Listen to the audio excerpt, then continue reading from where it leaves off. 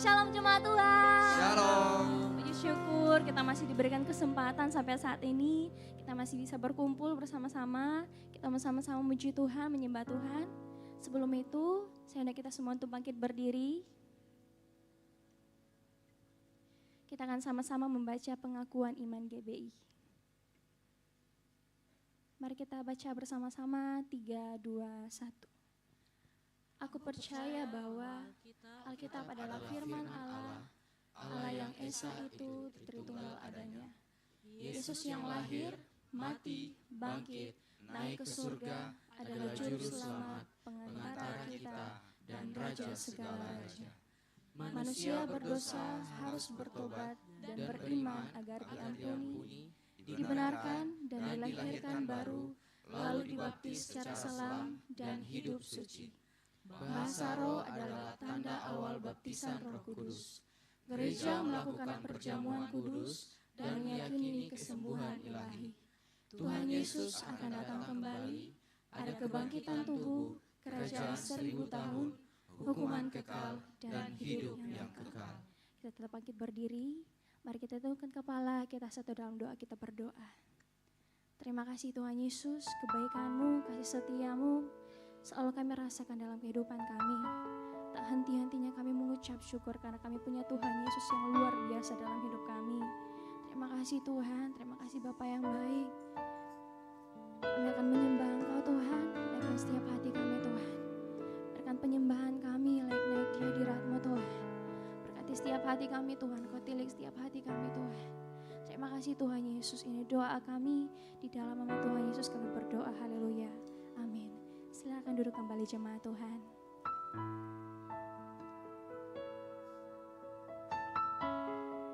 Selagi kita masih diberi kesempatan, mari berikan yang terbaik untuk Tuhan. Menyenangkan hati Tuhan, biar kita menjadi bagian dalam setiap hidup kita.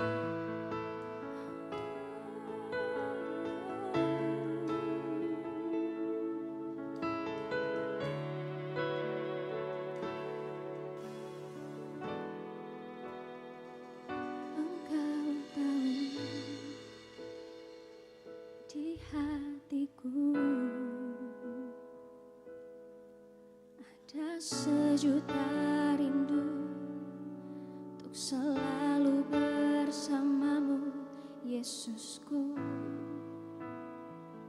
Izinkan ku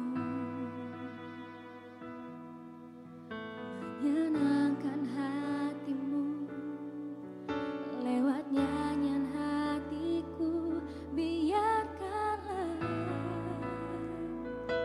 ku menyembah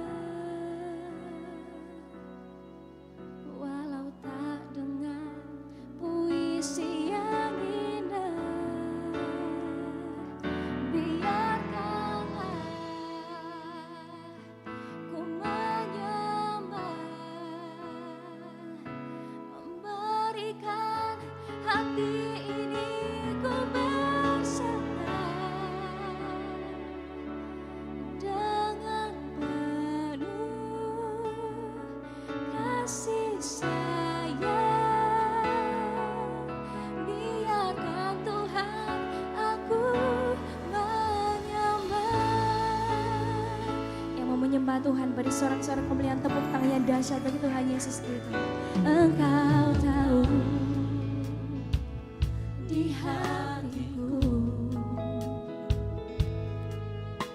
ada sejuta rindu untuk selalu bersamamu, Yesusku. Izinkan ku menyenangkan hatimu lewat nyanyian hatiku. Biarkanlah ku menyembah walau tak dengan puisi yang indah. Biarkanlah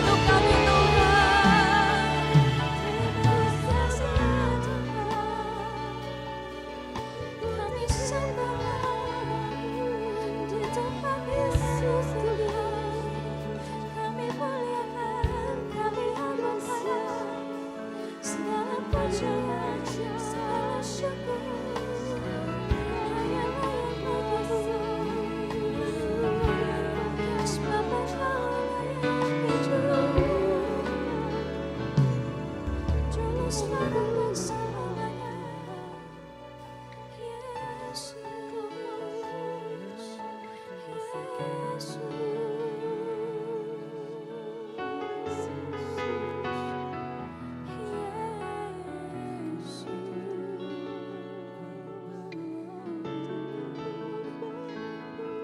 Terima kasih Tuhan Yesus buat kesempatan ini. Terima kasih Tuhan buat kesempatan ini, mulut lidah kami menyembah Engkau Tuhan. Terima kasih banyak Tuhan. Mari ungkapkan cintamu pada Tuhan. Biarkan hatimu terbakar oleh cinta Tuhan yang luar biasa itu. Terima kasih Tuhan.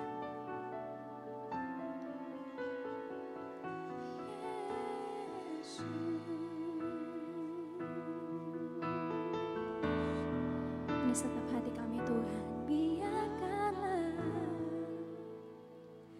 ku menyembah, walau tak dengan puisi yang indah. Biarkanlah ku menyembah, memberikan hati ini ku berserah dengan penuh kasih sayang. Biarkan Tuhan aku menyembah, biarkanlah. Mari jemaat Tuhan sambil bangkit berdiri, tanyakan pujian ini. Walau tak dengan puisi yang indah, biarkanlah ku menyembah, memberikan hati ini ku berserah dengan penuh kasih sayang. Biarkan Tuhan aku menyembah. Mari kedua tanganmu, mari nyatakan pada Tuhan. Biarkanlah biarkan kami menyembahmu Tuhan, walau tak dengan puisi yang indah. Biarkanlah ku menyembah, memberikan hati ini ku berserah dengan penuh kasih sayang, dengan penuh kasih sayang, dengan penuh kasih sayang. Biarkan Tuhan aku menyembah.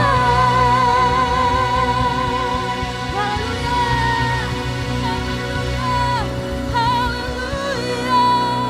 Terima kasih Tuhan. Biarkan hidup kami selalu menyenangkan hati-Mu Tuhan. Mau menyembah-Mu dalam roh dan kebenaran Bapa.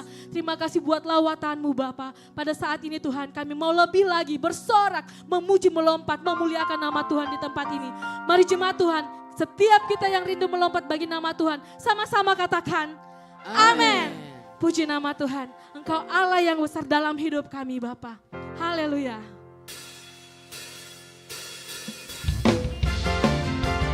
Mari kita bertepuk tangan jemaat Tuhan.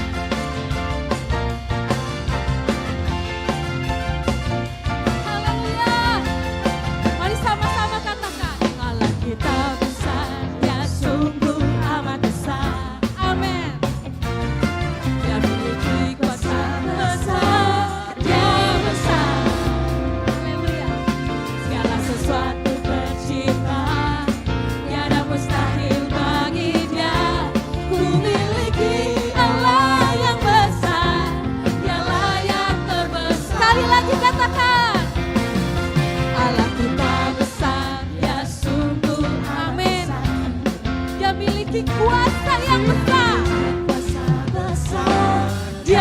besar. Segala sesuatu tercipta, tiada mustahil bagi Dia. Ku miliki Allah yang besar, Dialah yang terbesar. Sama-sama katakan, kita hidup dalam kasih-Nya yang besar. Kita hidup dalam kuasa-Nya yang besar. Marilah kita puji Dia, marilah kita sembah Dia. Oh haleluya, besarkan namanya. Sama-sama sekali lagi katakan, Allah kita besar, Dia sungguh amat besar. Amin. Dia miliki kuasa besar. Dia miliki kuasa besar, Dia besar. Segala sesuatu tercipta, tiada mustahil bagi Dia.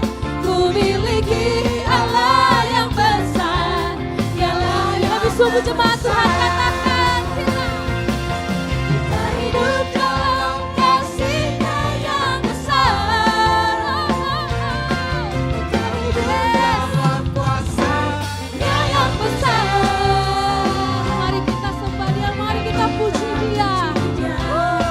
Marilah kita sembah Dia. Oh haleluya, besarkan jemaat Tuhan sambil bertepuk tangan katakan, kita hidup dalam kasih-Nya yang besar. Yes, benar Tuhan. Kita hidup dalam kuasa-Nya yang besar. Marilah kita puji Dia, marilah kita sembah Dia. Oh sekali lagi, saya rindu lebih sungguh-sungguh jemaat Tuhan. Kita sama-sama bertepuk tangan dan katakan, kita hidup dalam kasih-Nya yang besar. Ada pengakuan kami Tuhan, kami bersyukur memiliki Allah seperti-Mu Bapa. Amin. Marilah kita puji Dia, marilah kita sembah Dia. Oh haleluya, besarkan namanya. Katakan sekali lagi, kita hidup dalam kasih-Nya yang besar. Kita hidup dalam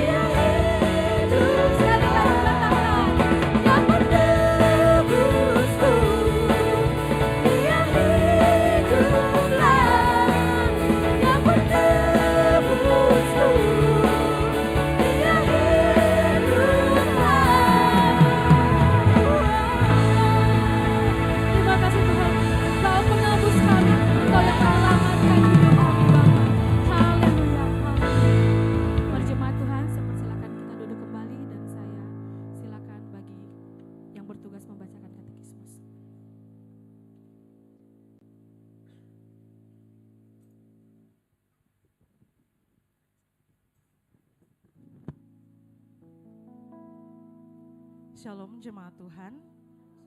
Selamat datang di GBO Ikumene. Katekismus minggu ini terdapat satu pertanyaan. Saya akan membacakan pertanyaannya dan kita akan membacakan jawabannya secara bersama-sama. Pertanyaannya, siapa yang pertama sekali menggunakan istilah Trinitas? Mari baca bersama-sama jawabannya. 3, 2, 1. Pada abad kedua dan ketiga, para teolog Kristen mulai menggunakan istilah itu untuk merujuk pada konsep bahwa Allah ada dalam 3 pribadi yang berbeda, yaitu Bapa, Allah Anak, dan Roh Kudus. Tertullianus tahun 160 sampai 225 menggunakan istilah Trinitas untuk menjelaskan konsep Allah adalah satu dalam 3 pribadi yang berbeda. Demikian katekismus minggu ini, Tuhan Yesus memberkati. Tiba saatnya kita akan mendengarkan kebenaran firman Tuhan. Sebelum itu diinformasikan kepada Bapak Ibu Jemaat Tuhan yang membawa anak, boleh dibawa ke ruang Daud dan akan dilayani juga didoakan oleh guru sekolah minggu. Mari kita siapkan hati kita, biarkan setiap kebenaran firman yang Tuhan akan kita dengarkan menjadi pedoman dalam setiap kehidupan kita.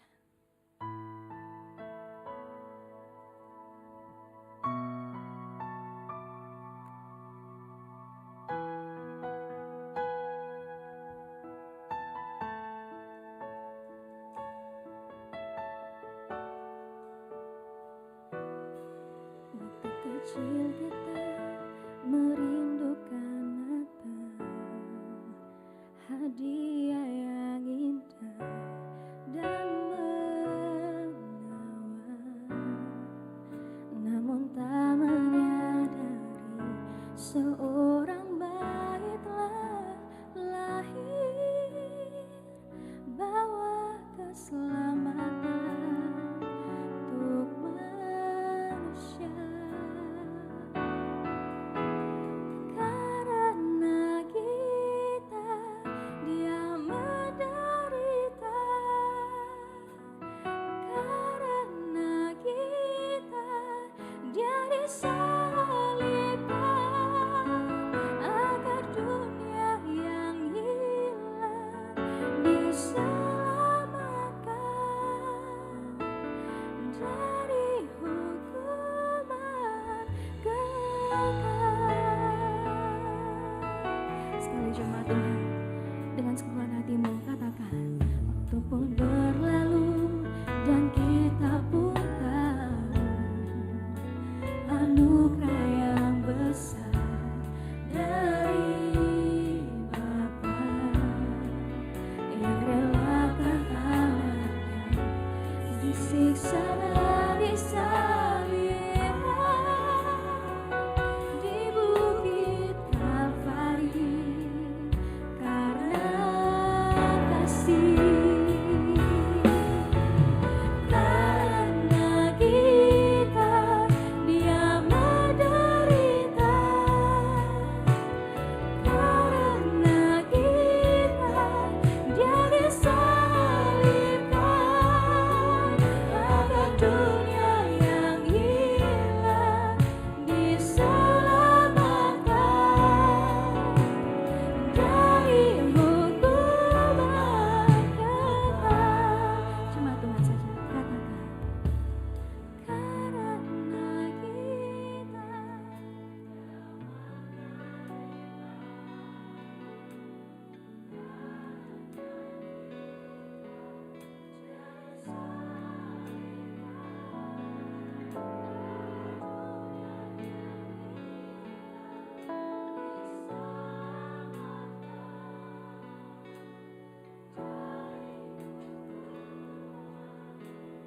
Sekali lagi jemaat Tuhan saja katakan, karena kita.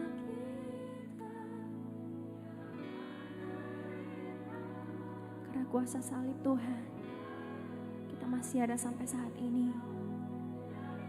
Karena pengorbanan Tuhan di atas kayu salib, darah yang mahal tercurah untuk setiap kita. Mari bersyukur buat segala kesempatan yang masih Tuhan Yesus berikan kepada kita. Sekali lagi dengan kesungguhan hatimu katakan.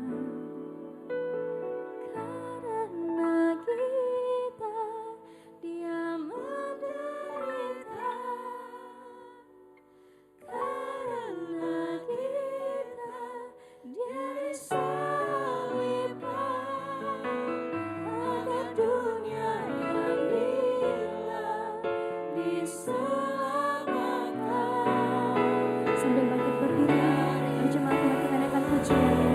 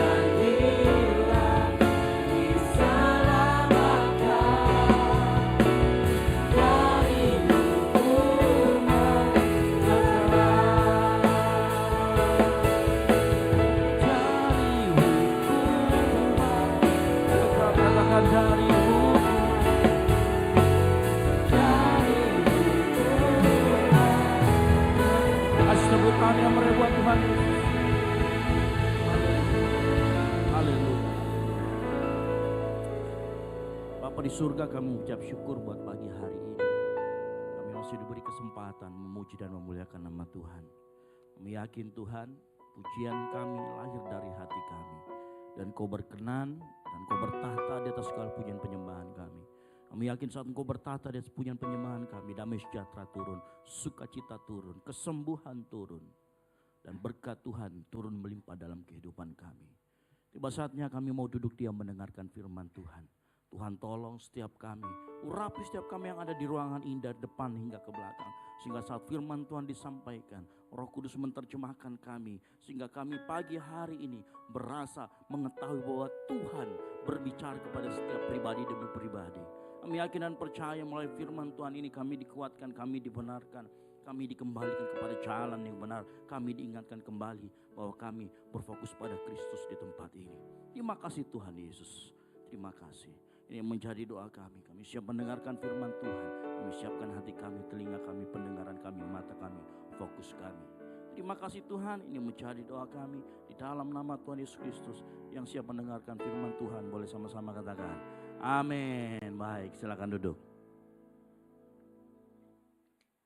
Shalom. Puji Tuhan. Ya, senang sekali pagi hari ini di awal bulan November ya. Kalau sudah di awal bulan November itu artinya kita sudah 1 bulan lagi mendekati acara Natal kita. Nah, kita selalu untuk di tempat ini memang acara Natal kita selalu di awal bulan Desember. Makanya kita tinggal 1 bulan lagi. Nah, bersamaan dengan itu saya mengingatkan kepada semua jemaat Tuhan yang hadir pagi hari ini. Ya, ayo kita semua sama-sama terlibat dalam perayaan Natal kita. Yang mau katakan yes. Ya, semua mau tua muda karena tema tahun ini dari PGI adalah Allah datang menyelamatkan keluarga, jadi kita harap semua, saya berharap semua, dan harusnya kita semua terlibat di dalam acara Natal kita. Ya. Saya sudah kemarin memberikan arahan kepada ketua panitia dan seluruh panitia yang terlibat. Ya, nanti kalau perlu singersnya juga ada anak-anak, ada anak muda, ada juga yang senior gitu ya, ada semuanya. Lalu semuanya juga terlibat. Jadi kalau bapak-bapak, ibu-ibu diminta main drama, harus mau. Yang setuju katakan amin. Serius ini. Ya, jadi kalau diajak main drama, saya harapkan jangan menolak. Gitu ya, karena masih membutuhkan katanya peran orang tua. Kan agak sulit juga kalau misalkan anak muda itu dirias-rias sudah kelihatannya juga tidak ini ya. Jadi saya harapkan kita semua mau terlibat di dalam acara Natal kita. Acara Natal kita nanti akan diadakan tanggal 5 Desember di Ballroom Hotel Unhas gitu ya. Yang kita target kita itu 1.000 orang hadir. Jadi usahakan kita semua terlibat, oke? Baik, itu pengumuman dari saya yang pertama. Yang kedua, sebelum saya lupa nanti kartu anggota jemaat di bawah sudah ada counternya, nanti silakan Bapak Ibu ya, yang namanya sudah terdaftar nanti dibantu. Nanti kartu anggota jemaat kita butuhkan supaya kita bisa melayani lebih dan kenal dengan Bapak Ibu lebih baik lagi. Dulu jemaat di tempat ini tuh hanya 60 orang sekali hadir, banyak. Ya, kami kenal semua satu persatu, tapi begitu sudah banyak seperti ini, kami membutuhkan data karena ingatan kita terbatas kan begitu ya. Nanti misalkan ada nama, di sini banyak namanya sama. Ya, Ibu Debbie, ada 3 orang. Ya, jadi kalau tidak ditahu itu yang mana fotonya, salah panggil Miki. Ya kan, kalau salah panggil masih mending, kalau salah cerita rahasia, ya kan itu yang repot. Begitu, kan begitu ya. Baik, itu saja pengumuman dari saya. Baik, kita akan belajar bersama-sama judul tema yang diberikan oleh sinode kita di GBI adalah mewaspadai keserakahan. Sama-sama katakan mewaspadai keserakahan. Mari kita buka bersama dalam 2 Tesalonika 3 ayat 6 sampai dengan yang ke-15. 2 Tesalonika 3 ayat 6 sampai 15. Nah, ayat yang kita buka selalu, perikop yang kita buka itu adalah perikop yang diberikan oleh sinode kita di GBI, di sinode GBI kita. Jadi ini kok ada keserakahan dalam 2 Tesalonika 3 ayat 6 sampai 15. Nanti kita akan melihat. Saya yakin dan percaya kalau kita ada di bawah GBI, diberikan ayat itu pasti ada maksud Tuhan di dalamnya. Yang mengerti katakan amin. Baik, kita akan baca bersama-sama. Saya jemput jemaat Tuhan bangkit berdiri. Saya akan membacakan ayat yang genap, Bapak Saudara sekalian ayat yang ganjil. Ayat 15 kita baca bersama-sama dari 2 Tesalonika 3 ayat 6 sampai dengan yang ke-15. Yang siap katakan yes. Baik, tetapi kami berpesan kepadamu saudara-saudara dalam nama Tuhan Yesus Kristus, supaya kamu menjauhkan diri dari setiap saudara yang tidak melakukan pekerjaannya dan yang tidak menurut ajaran yang telah kamu terima dari kami. Ayat yang ke-7 keras.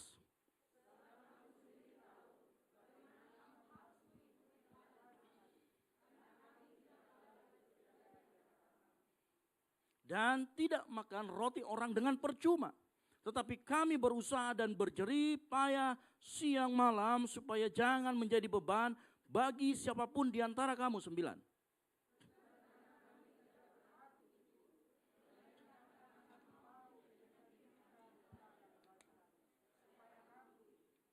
Sebab juga waktu kami berada di antara kamu, kami memberi peringatan ini kepada kamu. Jika seorang tidak mau bekerja, janganlah ia makan. 11.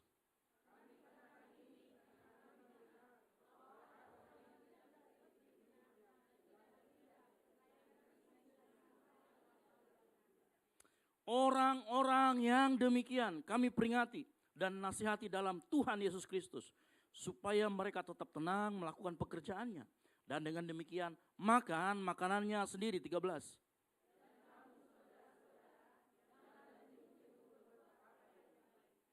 Jika ada orang yang tidak mau mendengarkan apa yang telah kami katakan dalam surat ini, tandailah dia dan jangan bergaul dengan dia, supaya ia menjadi malu. 15 sama-sama. Tetapi janganlah anggap dia sebagai musuh, tetapi tegurlah dia sebagai seorang saudara. Amin. Silakan duduk. Berbagai orang yang mendengarkan, merenungkan dan melakukan firman Tuhan. Nah, pagi ini kita berbicara tentang mewaspadai keserakahan. Ya, saya akan sedikit cerita latar belakang mengapa surat ini ditulis oleh Paulus kepada jemaat di Tesalonika. Nah, kita harus mengerti latar belakangnya, kenapa ada muncul surat ini. Ya. Rasul Paulus dia menulis surat ini karena sebenarnya ada yang namanya masalah disiplin kerja. Masalah ini muncul karena ada kesalahan teologis. Ya, ada kesalahpahaman dalam menafsirkan ayat-ayat firman Tuhan. Jadi ada kesalahan teologis sehingga bermasalah pada disiplin kerja mereka. Ada sebagian orang di Tesalonika itu yang berbicara begini. Kedatangan Kristus kedua kalinya sudah dekat. Artinya mau kiamat nih ceritanya toh. Sudah dekat dan bahkan akan terjadi. Nah karena keyakinan ini, makanya ada sebagian orang itu yang malas bekerja. Karena mereka berpikir begini penafsirannya. Kalau sudah dekat dengan namanya akhir zaman, ngapain kita kerja repot-repot merencanakan masa depan. 2-3 hari lagi kiamat.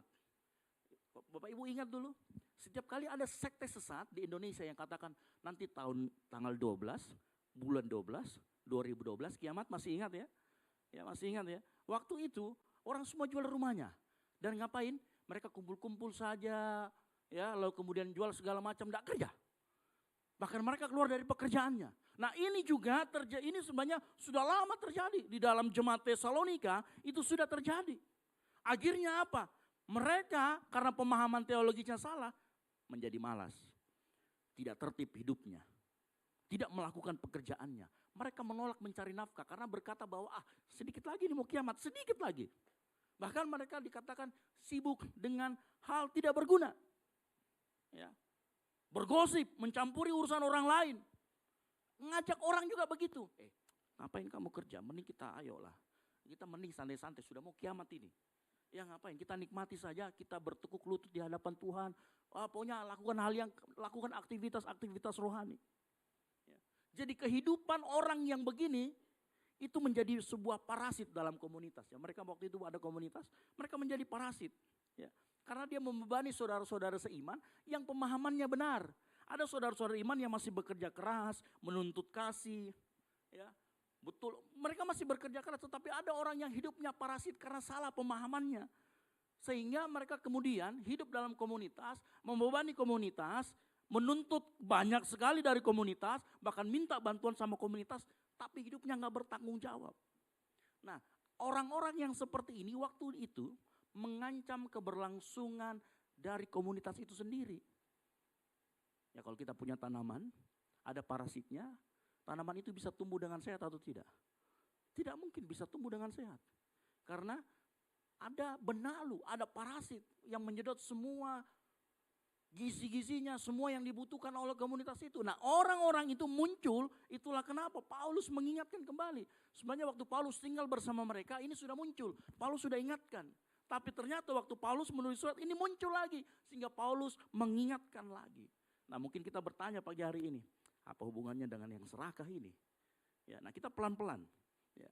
Nah kita kebanyakan, saya mundur sedikit, kita kebanyakan berpikir bahwa serakah itu seperti model Ananias dan Safira. Tahu model Ananias dan Safira? Ceritanya ya, saya ceritakan sedikit. Saya lihat di sini ada yang mengangguk tapi ada yang bingung. Ananias itu apa? Gitu ya. Ananias dan Safira itu ceritanya begini. Ananias dan Safira ini suami istri. Ceritanya mereka punya tanah yang banyak. Lalu kemudian waktu itu mereka jadi orang Kristen dan percaya sama Yesus.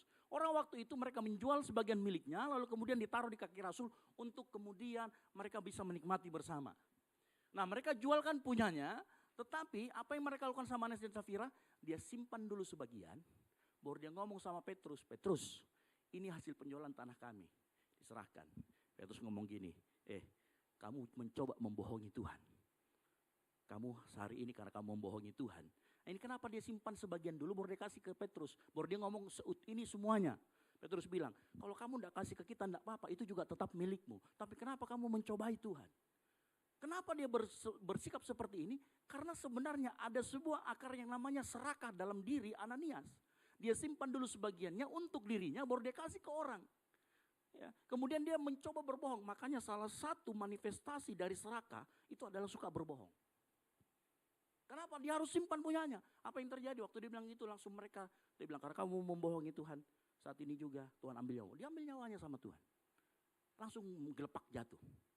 Belum selang 3 jam datang istrinya. Dia tidak tahu kalau suaminya sudah meninggal. Datang istrinya, dia mengaku lagi, tadi suamiku sudah kasih uang. Dia bilang, Petrus, kamu juga ikut-ikutan bohong. Kamu enggak tahu, barusan ini ada orang angkut suamimu dan belum selesai dia mengangkut itu di sana, belum saya kuburkan. Kamu juga ikut bohong, rebah langsung. Meninggal di tempat. Kenapa? Mencoba membohongi Tuhan. Nah, ini adalah bentuk serakah yang sifatnya aktif. Apa itu serakah yang sifatnya aktif? Ya, serakah yang aktif adalah dorongan batin yang diwujudkan dalam sebuah tindakan yang secara sengaja manipulatif untuk memiliki lebih dari cukup yang ada padanya. Ini ciri-ciri. Ya, aktif dia. Kenapa? Dia bohongi orang. Dia sudah ambil sebagian baru dia ngomong ini seluruhnya. Ini ciri-ciri, ini juga orang yang koruptif biasanya seperti ini ya. Ini keserakahan yang bentuknya aktif. Makanya kalau kita tadi lihat di ceritanya Ananias dan Safira, manifestasinya mudah dilihat kalau serakahnya aktif. Suka berbohong, manipulasi, merugikan orang, bahkan memeras. Bahkan mereka akan mengambil yang bukan haknya. Ini bentuk keserakahan yang aktif. Tetapi tahukah engkau bahwa ada model keserakahan yang lain juga.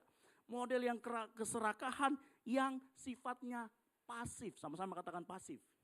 Kalau yang tadi aktif, dia secara sengaja dan mau, ada tindakannya, ada manifestasinya, membohongi dan sebagainya. Dari awal sampai akhir niatnya jahat, perlakuannya jahat. Tapi ada orang yang modelnya serakahnya itu modelnya pasif. Apa itu keserakahan yang pasif? Nah, keserakahan pasif sama. Memiliki, mempertahankan, tapi bukan lagi untuk mengambil. Mempertahankan harta kenyamanan yang diwujudkan melalui apa? Lalai, tidak peduli, penolakan untuk berbagi atau berkorban. Nah, ini yang kita ketemui di dalam perikop yang kita baca. Dalam 2 Tesalonika 6 ayat 6 sampai 15, ayat 11 dikatakan begini, ayat 11 nih. Kami mengatakan ini sebab kami mendengar bahwa ada orang-orang di antaramu yang hidup apa? Bermalas-malas, lalai. Orang-orang ini lalai, tidak peduli. Orang malas itu biasa pasti malas untuk berbagi, betul atau tidak? Coba melihat cari-cari orang malas. Pasti dia orangnya pelit, rata-rata orangnya pelit. Itu ya. Nah, orang yang seperti ini, mereka tidak melakukan sesuatu pun, kecuali apa? Sibuk mencampuri urusan orang lain. Ini namanya kalau bahasa sekarang kepo. Ya, kalau bahasa anak Gen Z sekarang itu namanya kepo. Jadi orang malas itu manifestasinya tidak dia mengambil orang lain. Ya. Tapi dia suka mencampuri urusan orang lain. Kepo. Ini keserakahan yang aktif. Yang pasif. Kita lihat tadi kita sudah bicara Ananias dan Safira itu model keserakahan yang aktif. Kalau kita bicara tentang 2 Tesalonika 3 ayat 6 sampai 15. Itu bicara tentang manifestasi keserakahan yang sifatnya pasif. Dan manifestasinya selalu orang itu orang yang malas. Tidak mau rugi. Pelit. Nah ya, saya lihat muka-mukanya sudah ada kepikiran orang satu orang. Ini saya tahu ini orangnya siapa ini, saya tahu ini. Dan biasanya kalau sudah berpikir begitu, kena kok. Betul apa betul? Ya, tapi saya nggak mau kepada personal. Tapi mungkin bisa jadi itu kita. Tanpa kita sadari. Halo? Betul apa betul? Nah, ada orang yang modelnya ini. Ya, tidak peka terhadap kebutuhan orang lain. Maunya dia terus. Ya. Jadi gini, keserakahan yang aktif itu dia cenderung mengambil sesuatu, tetapi kalau keserakahan yang pasif dia mempertahankan sesuatu. Ujungnya dua-duanya itu sebenarnya adalah untuk keuntungan diri sendiri. Ya, mau keserakahan yang aktif, mau keserakahan yang pasif, semua untuk dirinya sendiri. Nah, kita akan berbicara mengenai keserakahan yang pasif. Karena kalau keserakahan yang aktif kita bisa hindari orangnya, betul? Tapi kalau keserakahan yang pasif ini, biasanya dia hidup di tengah-tengah kita. Makanya tadi saya bilang, sudah dipikirkan nama-nama orangnya ini. Ya. Nah, dalam 2 Tesalonika 3 ayat 6 sampai 15, tadi kan saya katakan Paulus sedang menegur jemaat yang modelnya seperti ini, yang serakah pasif. Bukan cuma malas kerja, tetapi juga malas dalam tanggung jawab rohani. Diberikan tanggung jawab tidak pernah diselesaikan. Ya. Orang-orang yang model keserakahan yang serakah, yang pasif ini, dia mau menikmati hasil dari komunitas, tapi tidak mau berkontribusi di dalamnya. nggak mau berbagi, nggak mau berkorban, disitulah letak dia serakah. Disitulah letak dia greedy-nya. Disitulah dia letak kegagalannya. Makanya kita ada yang perlu kita ketahui. Ada beberapa poin yang kita perlu ketahui tentang yang namanya serakah yang pasif ini. Yang pertama, orang yang serakah pasif itu, serakah tanpa uang pun dia bisa. Apa itu maksudnya? Ya. Coba kalau kita baca di ayat yang tadi 11. Ya. Karena kan orang yang serakahnya pasif itu, dia ingin menikmati tanpa memberi, betul ya? Nah, orang yang suka menikmati tanpa memberi, itulah bentuk serakah yang halus. Yang tidak terbaca. Kalau orang bohong kan terbaca. Ya. Kalau orang rakus, misalkan antri makanan, wah dia segunung sendiri, itu kelihatan. Tapi ada orang yang tidak mau berkorban, tapi dia menikmati. Menyedot energi, berkat dari komunitas dia ambil. Tapi nggak mau menabur sama sekali di dalamnya. Nggak perlu duit. Nah, Paulus melihat orang-orang yang seperti ini bukan cuma sekedar malas, tetapi haus kenyamanan tanpa tanggung jawab. Orang-orang yang seperti ini maunya enak terus-terusan, tapi tidak mau tanggung jawabnya. Ya, kemarin saya lihat sebuah reels di video dia ngomong gini, banyak orang sekarang pengen jadi pemimpin, mau fasilitasnya, tapi tidak mau tanggung jawab kerjanya. Ini juga model seperti itu. Ya, tidak mau ada kontribusinya. Nah, akarnya orang yang seperti ini adalah aku adalah pusat hidupku. Nah, orang yang serakah halus ini, dia tidak pernah menolak Tuhan. Yesus sebagai Tuhan, enggak. Dia enggak pernah menolak Allah secara terang-terangan. Tapi orang yang serakah seperti ini, dia menolak serupa dengan Kristus. Orang yang serakah tidak pernah menolak, saya percaya Yesus, tapi saya tidak mau seperti Yesus. Nah, ini parah. Dia hanya mau bilang saya percaya, tapi saya tidak mau seperti Yesus. Padahal ujung dari kekristenan kita adalah keserupaan dengan Kristus. Yang mengerti katakan amin. Harusnya kita, kalau kita orang percaya, kita itu semakin serupa dengan Kristus. Bukan cuma sekedar percaya. Orang yang seperti ini ingin berkat tanpa salib. Hasil tanpa pengorbanan. Nah, hari-hari ini muncul kaum-kaum yang seperti ini. Ini bentuk berhala modern. Karena pusatnya bukan lagi Yesus, tetapi dirinya sendiri. Dalam kehidupan kita mungkin rumah tangga. Ya, saya di sini suami pulang kalau kerja itu merasa orang paling capek sedunia. Padahal sebenarnya istrinya juga capek. Begitu dia pulang pikirannya hanya kenyamanan. Dia pengen nyaman, dia lupa juga istrinya juga kerja dari pagi. Jaga anak dan lain sebagainya. Sebaliknya juga. Ya, ada juga model istri. Pokoknya check out terus. Pokoknya dia tuntut saja suaminya terus-terus. Kasih supaya bayar ini check out semua. Padahal dia lupa suaminya juga kerja. Dia pengen nyamannya. Tapi tidak bisa mengerti orang lain. Sebaliknya ada yang seperti itu. Ya. Orang yang seperti ini yang tidak mau berkorban hanya mau nyamannya saja. Itu juga bentuk serakah yang pasif. Ya. Dalam konteks mungkin mahasiswa. Siapa di sini yang suka kerja kelompok? Ada satu teman yang tidak kerja. Begitu dapat nilai A+, dia ikut-ikutan senang. Padahal dia tidak ada kontribusinya. Ini juga serakah. Serakah tidak perlu bentuk uang. Halo? Lihat senyum-senyum begitu ya.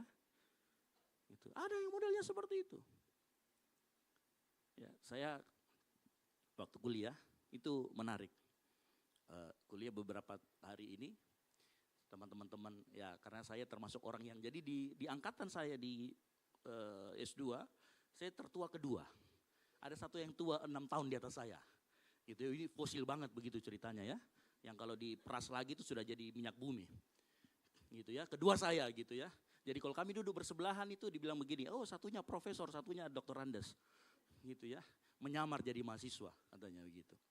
Nah, saya punya kebiasaan bahwa saya tidak suka tunda-tunda pekerjaan. Jadi setiap ada yang kelompok dengan saya pasti kerjakan duluan dan saya berikan draftnya. Kalau mau yang ini silakan, kalau tidak mau kita bikin lagi. Saya selalu begitu. Makanya saya dijulukin, pokoknya saya tidak suka tunda-tunda itu, makanya saya lakukan itu. Ya. Saya bilang tidak apa-apa, tapi kita belajar sama-sama. Nanti saya akan jelaskan semuanya seperti apa dan lain sebagainya. Ya. Nanti puji Tuhan sampai detik ini teman-teman saya itu ada nongol semua. Kalau saya jelaskan kerja tugasnya nongol semua.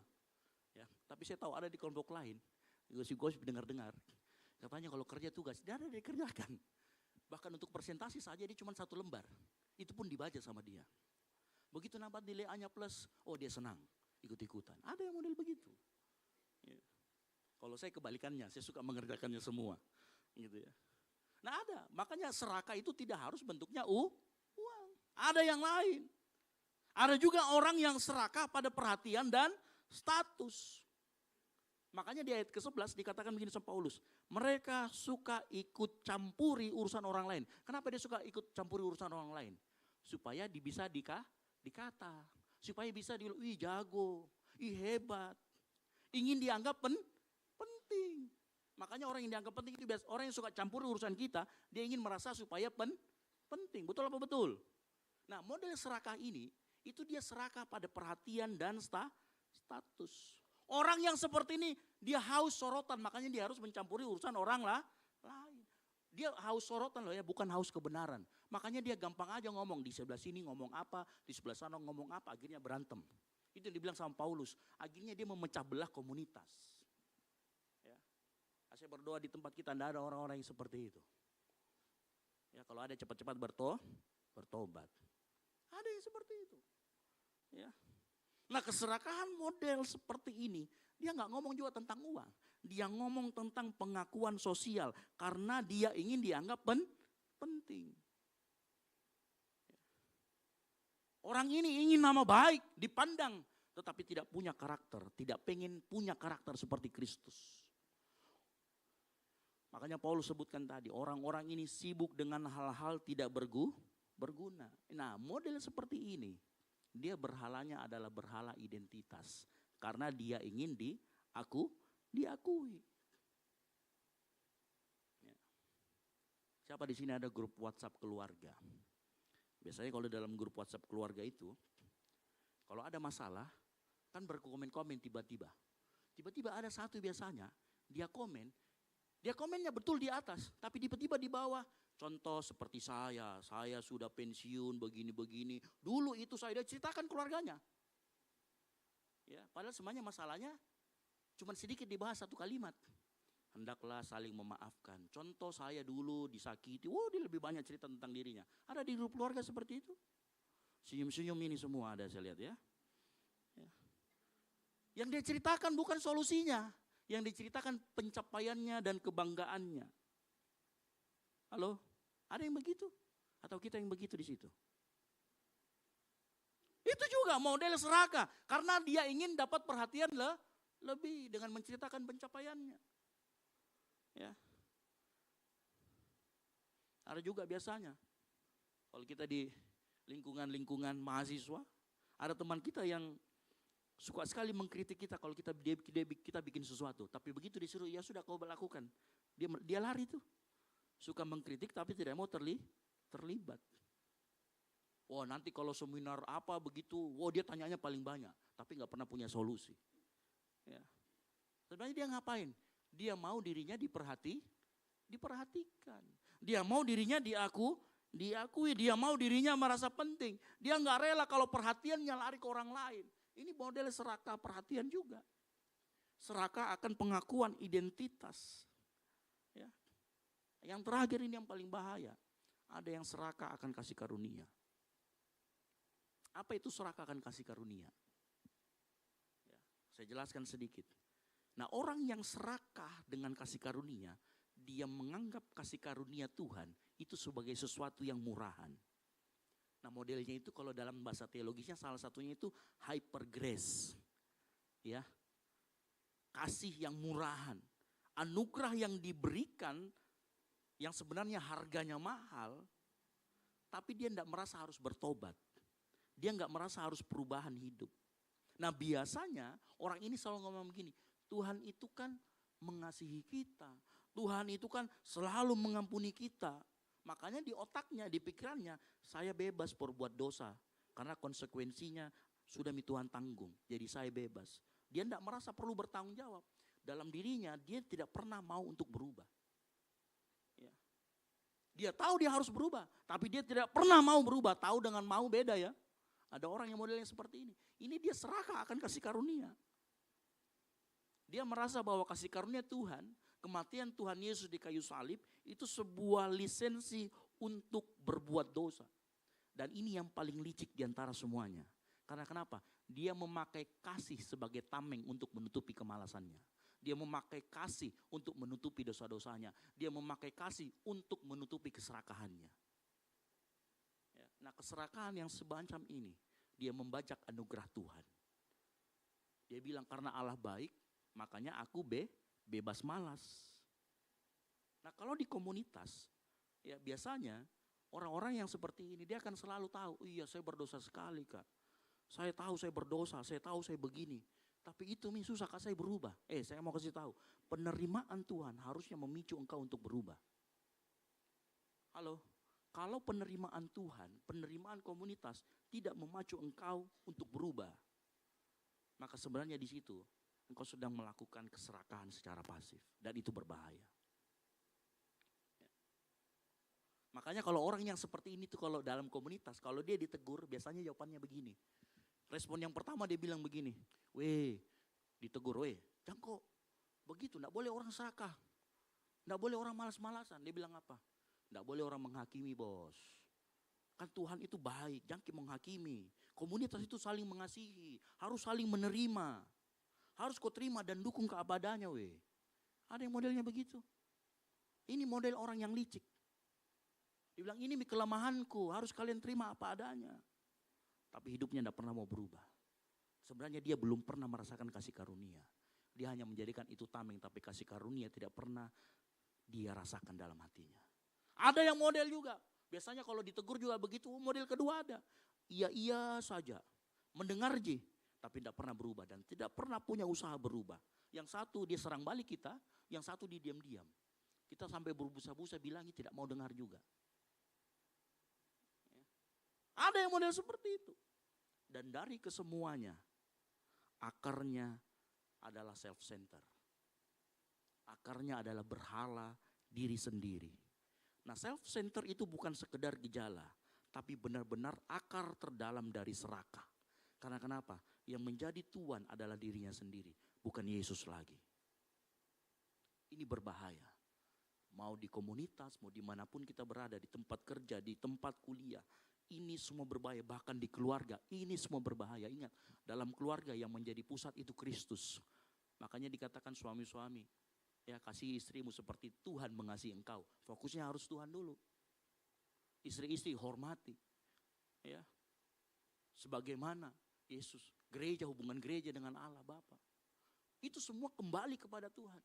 Nah, pada saat kita self-center, maka sebenarnya yang harusnya pusat fokusnya kepada Tuhan dialihkan kepada diri sendiri. Makanya Bapak Ibu Saudara sekalian, kalau kita tahu cerita tentang anak muda yang kaya, waktu dia ngomong, guru yang baik, aku sudah melakukan semua hukum Taurat. Yesus bilang tinggal satu, jual segala milikmu, bagikan kepada orang miskin. Dan lihat kata terakhirnya apa? Ikutlah aku. Tuhan ingin, sebenarnya Tuhan sedang membukakan kepada anak muda yang kaya ini bahwa hatimu bermasalah.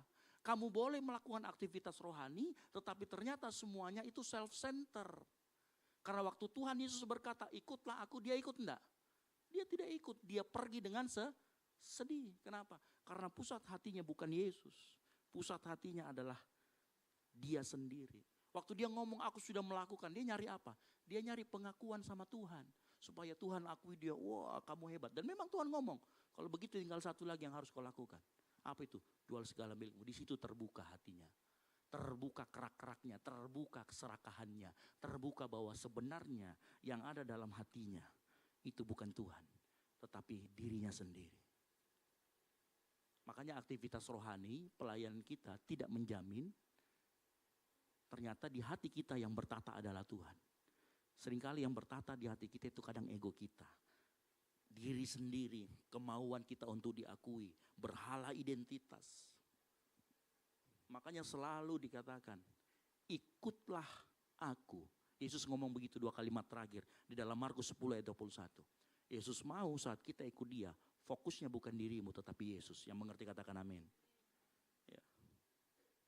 Makanya masalahnya itu bukan di harta, tetapi siapa yang duduk di pusat cintanya.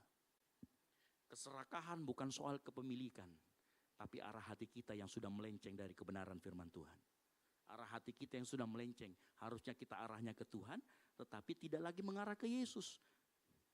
Dan saat kita tidak mengarah lagi ke Yesus, disitulah keserakahan kita muncul. Disitulah akar-akar keserakahan timbul. Apa solusi yang ditawarkan dari firman Tuhan yang kita baca? Kalau kita membaca dalam 2 Tesalonika 3 ayat 5 berkata begini. Kiranya Tuhan tetap apa? Menunjukkan. Tahu menunjukkan? Mengarahkan hatimu kepada siapa? Kasih Allah. Ingat tadi, self-center itu artinya kita menjadikan selain Tuhan pusat cinta kita. Tapi Paulus mengatakan, ingat, kiranya Tuhan tetap menunjukkan, mengarahkan hatimu kepada Allah dan kepada ketabahan Kristus. Ingat, fokusnya siapa? Tuhan Yesus Kristus. Makanya setiap orang yang serakah, ya, orang yang serakah, maka dapat dipastikan fokus hatinya bukan lagi Tuhan, tetapi dirinya sendiri. Mau bentuknya serakah yang aktif, mau serakah yang pasif. Coba lihat, tengok hatinya. Pasti dia sebenarnya ada berhala yang lain. Dan itu dia sudah menggeser Tuhan dari hidupnya, dari hatinya. Makanya dengar baik pagi hari ini. Ya. Mungkin kita sudah jadi orang Kristen lama, tapi kita menikmati, kita melakukan keserakahan yang pasif. Kita sudah bergabung dalam komunitas lama. Saya mau kasih tahu, kasih karunia Tuhan besar dalam hidupmu. Hari-hari ini berubahlah. Mungkin ada hati kita yang sudah melenceng. Makanya saya selalu ingatkan kepada jemaat Tuhan di pagi hari ini, di tempat ini selalu. Setiap hati kita melenceng dari Tuhan, injili dirimu sendiri. Akui di hadapan Tuhan, minta ampun sama Tuhan, bertobat setiap hari. Yang mengerti katakan amin. Jangan sampai kita modelnya seperti itu. Kita tidak tahu bahwa kita sebenarnya sedang jadi parasit. Kita tidak tahu hidup kita sedang jadi benalu. Mungkin hati kita yang bermasalah di situ. Nah, Tuhan mau pagi hari ini mengingatkan. Mari engkau tetap menunjukkan hatimu kepada Allah dan kepada Kristus. Merubah arah hati kita dari yang self-center ke arah Jesus-center. Artinya begini, Bapak Ibu Saudara sekalian. Setiap kali kita, mungkin kalau kita yang punya sifat serakah yang pasif, kita ingin memiliki yang lebih dari yang lain. Setiap kali kita ingin memiliki sesuatu apapun itu, uang, posisi, pengakuan, uji motivasinya. Caranya bagaimana? Tanya sama diri kita. Saya menginginkan ini, apakah untuk memuliakan Tuhan? Apakah saya menginginkan ini karena siapa? Untuk siapa? Kalau jawabannya bukan ingin untuk memuliakan Tuhan, berarti egomu sedang jadi berhala. Yang mengerti katakan amin. Kalau kau ingin memiliki kekayaan, tanya kekayaan itu saya miliki untuk apa? Kalau kekayaan itu saya miliki supaya saya diakui, berarti egomu sedang jadi raja dalam hatimu. Kalau tidak ada Tuhan di dalamnya, berarti egomu yang sedang berhala, jadi berhala di situ. Nah, saat kita sadar apa yang kita inginkan ternyata untuk memuaskan kehidupan kita sendiri, kita sedang menjadi serakah. Bawa itu ke dalam doa. Jangan jadikan pembenaran. Halo? Bawa itu di dalam doa. Minta sama Tuhan, Tuhan, aku bersalah, aku berdosa. Apa yang saya inginkan untuk berhala pengakuanku. Tuhan ampuni aku. Ubah hatiku Tuhan. Minta. Minta ampun sama Tuhan, yang mengerti katakan amin. Uji motivasi kita. Setiap apapun yang kita inginkan. Mau beli sesuatu harganya mahal, uji hati kita. Apa yang kita inginkan? Kalau nggak ada urusan dengan memuliakan nama Tuhan, stop, berdoa, doa. Atau seringkali kalau kita merasakan kenyamanan dalam jangka waktu yang lama, kita merasakan nyaman. Uji hati kita. Apakah kenyamanan kita merugikan orang lain? Karena saat kenyamanan kita merugikan orang lain, sebenarnya engkau sedang jadi benalu. Engkau jadi parasit buat orang lain. Kalau kenyamanan kita mengarahkan orang lain, merugikan orang lain, Itu berarti karakter kita tidak sesuai dengan Kristus. Itu berarti karakter kita jauh dari Christ likeness, menjadi serupa dengan Kristus.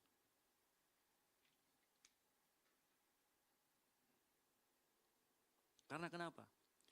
Tuhan Yesus, dia sebenarnya sudah nyaman, tapi dia lepaskan kenyamanannya dan dia berikan buat kita. Ketidaknyamanannya dia rengkuh karena dia tahu kasihnya yang besar. Dia mau berkorban.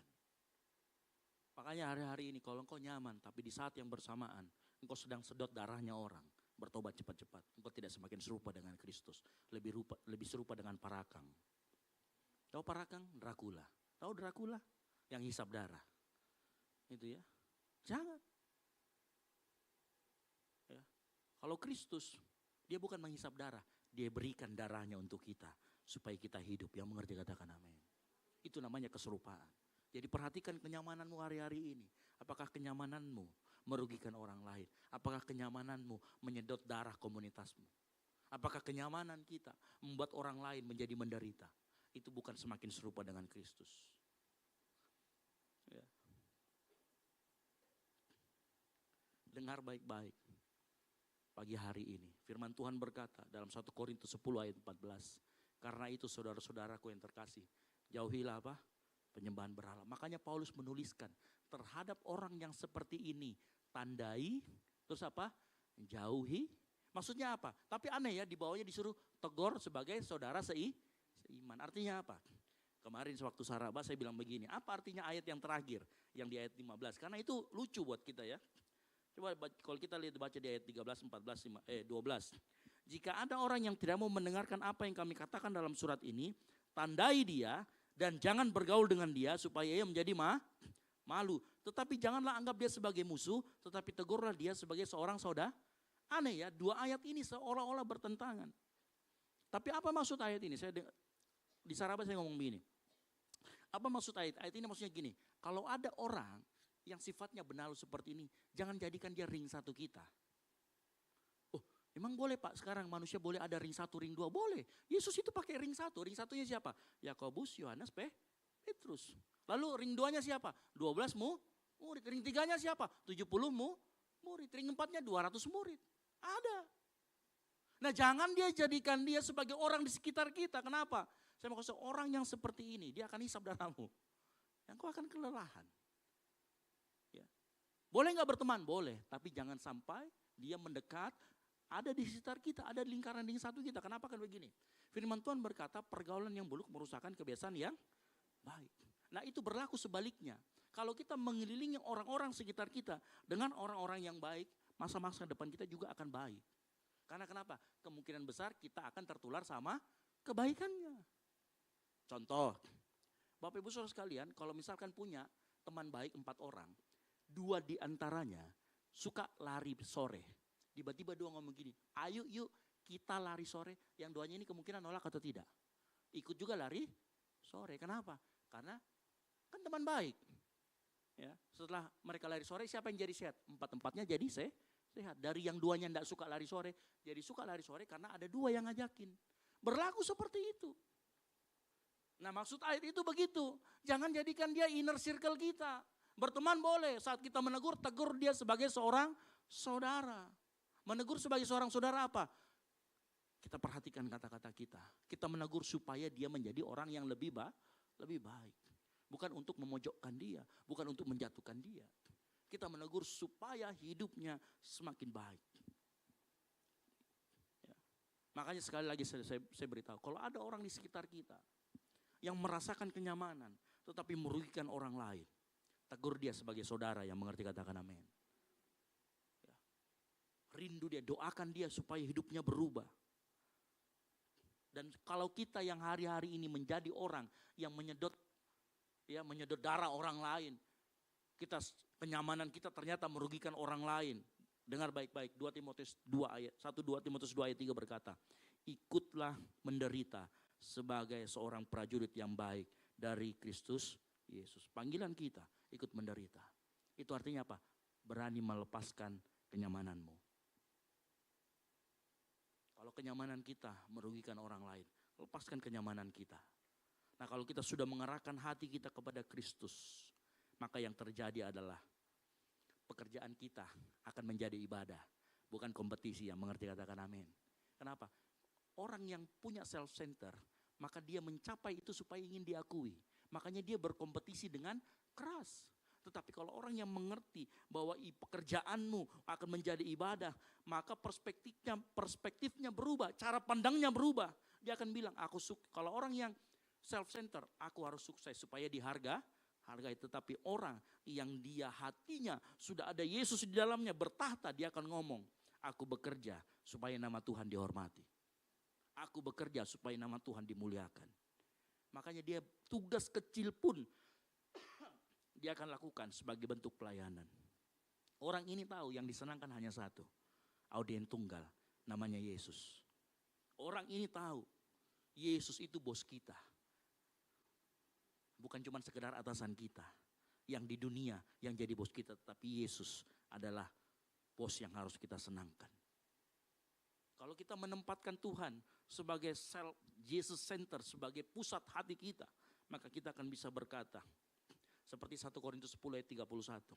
Jika engkau makan, jika engkau minum, atau jika engkau melakukan sesuatu yang lain, lakukan semuanya itu untuk kemuliaan Allah. Yang mengerti katakan amin. Itu hanya bisa dilakukan kalau hatimu tidak lagi mencari kenyamanan, tetapi bermaksud terus menjadikan Yesus sebagai pusat penyembahan kita, sebagai pusat inti hati kita. Buat engkau yang kuliah, engkau kan kuliah untuk kerja, betul tidak? Kalau kuliahmu hanya sekedar untuk kerja dan mendapatkan posisi, rubah itu. Kuliahmu harus menjadi sarana untuk memuliakan nama Tuhan.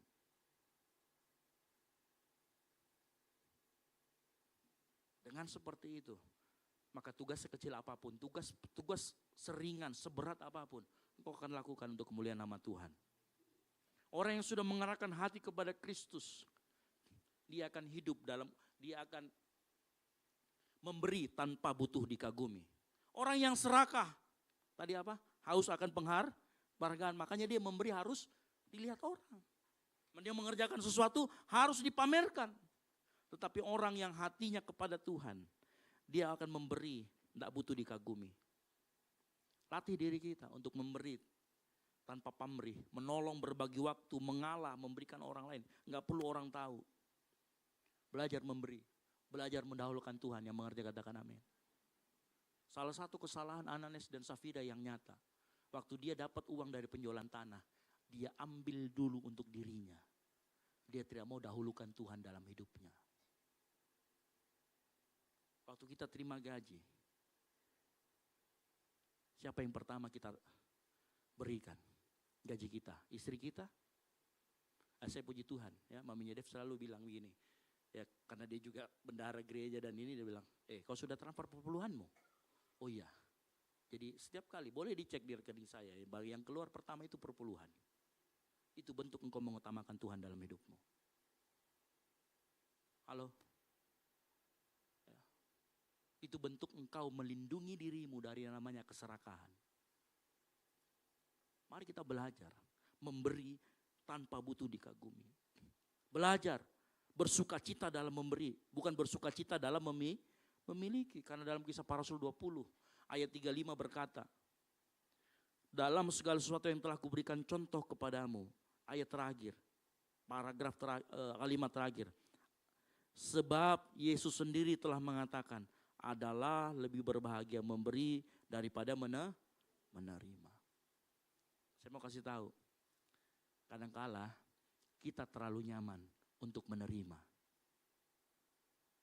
daripada kita memberi. Betul apa betul? Kita terlalu suka, terlalu nyaman memberi. Mungkin kita harus berlatih supaya kita nyaman untuk memberi, bukan hanya nyaman saat kita menerima.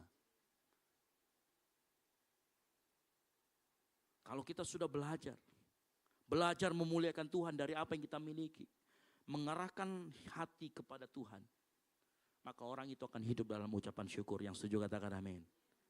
Karena kenapa? Pada saat dia fokus sama Tuhan, hatinya ada Tuhan di dalam bertahta, dan satu-satunya yang bertahta, maka yang dia hitung itu bukan kekurangan, tapi bagaimana anugerah Tuhan yang dia rasakan setiap hari. Waktu Saraba saya bilang begini, tahukah kita Pada saat kita tidur, sebenarnya kita sedang menitipkan nyawa kita sama Tuhan. Iya, mungkin tidak, mungkin oh iya, saya tidur aman-aman, iya, nyaman-aman saja memang betul. Karena Tuhan kasih anugerah kita hari demi hari, bangun pagi dengan baik. Karena ada orang yang cuman perkara ngorok itu bisa meninggal. Iya kan, ngorok kan dia bisa tertahan itu 5 detik saja tertahan, nggak ada usupan oksigen, lewat. Yang suka ngorok hati-hati, termasuk saya. Makanya penting kita berdoa sebelum tidur. Karena filosofi kita itu tidur, itu betul-betul kita menitipkan nyawa sama Tuhan. Jadi bayangkan, kalau misalkan kalau kita pergi di mall, tempat penitipan motor, ya, terus kita titipkan helm kita, ya, helm kita bisa titipkan, terus hilang, kita pasti marah. Berarti kamu tidak menjaga baik-baik. Lah ini kita titipkan nyawa loh, dititipkan sama Tuhan pada saat kita tidur. Dan kalau kita bisa bangun, itu anugerah Tuhan. Makanya orang yang hatinya fokusnya sama Tuhan, dia akan fokus sama kebaikan Tuhan yang dia alami setiap hari, sekecil apapun. Tapi kalau orang fokusnya sama diri sendiri, dia akan menghitung berapa berkat yang, bukan dia akan menghitung, dia akan terus menghitung kekurangan-kekurangan yang dia miliki. Ya. Ingat baik-baik Bapak Saudara sekalian, pada saat kita mengucap syukur, itu bukan denial atau menolak kenyataan yang terjadi di hidup kita, bukan. Pada saat kita mengucap syukur, itu pengakuan bahwa kasih Tuhan lebih besar daripada kebutuhan kita. Yang mengerti katakan amin. Makanya penting buat kita mengarahkan hati kita kepada Tuhan.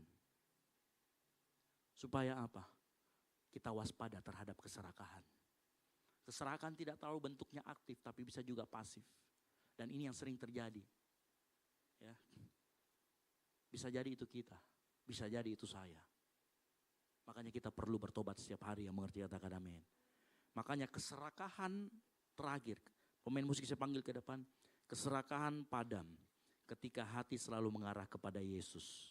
Sehingga kita tak lagi berkata, punyaku, dan mulai berkata, punya Tuhan untuk sesama. Yang mengerti katakan amin. Belajar untuk memberi, belajar untuk menabur. Karena menabur itu mencegah kita dari yang namanya hati kita menjadi serakah. Menabur, memberi, membuat hati kita mengakui bahwa Tuhan bisa memberikan jauh lebih banyak. Memberi bisa membuat kita tahu bahwa anugerah yang kita dapatkan itu datangnya daripada Tuhan. Memberi menyatakan bahwa kita mengucap syukur dalam kehidupan kita. Memberi adalah bentuk perlindungan kita dari yang namanya keserakahan. Tutup Alkitabmu, kita bangkit berdiri.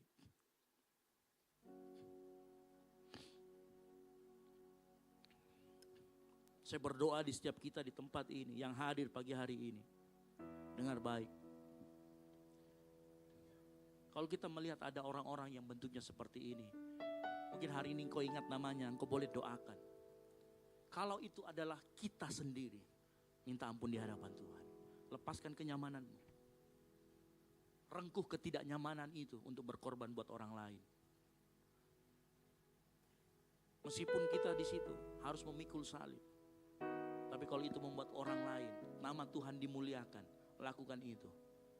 Karena itu yang berkenan di hadapan Tuhan. Semakin kita mau berkorban untuk orang lain, maka semakin serupa kita dengan Kristus. Karena sikap berkorban, sikap melepas kenyamanan untuk orang lain, itu Christ likeness, keserupaan dengan Kristus. Saya berdoa di tempat ini, lahir jemaat-jemaat Tuhan yang semakin serupa dengan Kristus melalui pengajaran firman Tuhan yang sehat. Nah, pagi hari ini satu inti dari semua itu. Mulai saat ini jadikan Tuhan Yesus sebagai pusat arah hatimu, sebagai orang oknum yang bertahta paling tinggi di hatimu. Maka engkau akan melihat arah hidupmu. Kadangkala arah tujuan menjadi masalah dalam kehidupan kita. Saat arah kita tidak lagi Tuhan, kenyamanan kita bisa menjebak. Tetapi saat arah hidup kita adalah Tuhan, ketidaknyamanan pun bisa dijadikan Tuhan alat untuk membentuk kita, yang mengerti katakan amin. Makanya rengkuh, kalau kita merasa nyaman akhir-akhir ini tapi merugikan orang lain, lepaskan kenyamanan itu dan mulai fokus sama Tuhan. Kamu berkata, Engkau Tuhan yang terindah dalam hidup ini. Mari kita mau sembah Tuhan.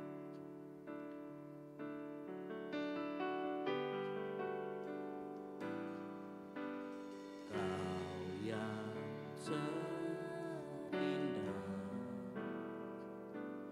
di dalam hidup ini. Katakan tiada Allah Tuhan yang seperti Engkau, besar perkasa penuh kemuliaan. Katakan Kau yang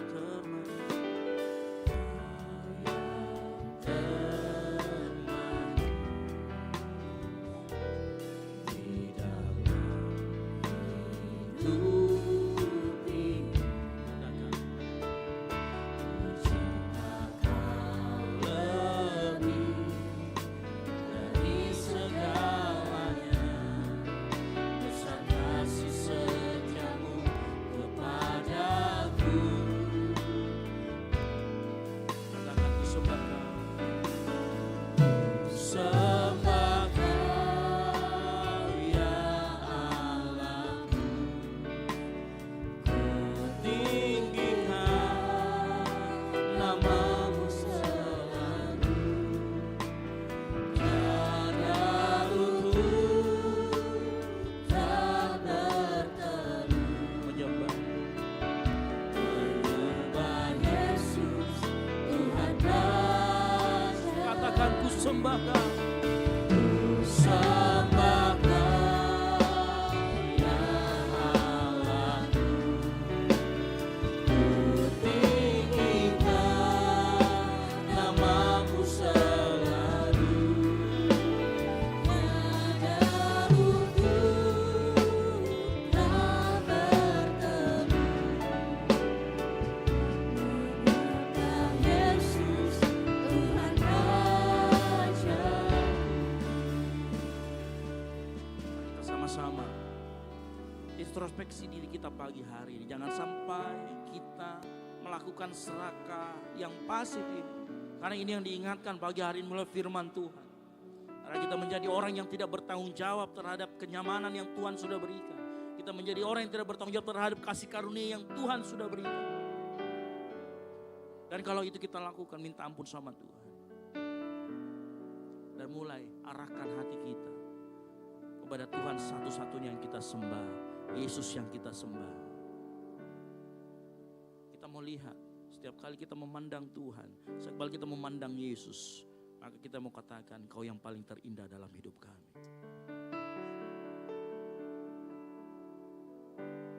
Katakan Kau yang terindah.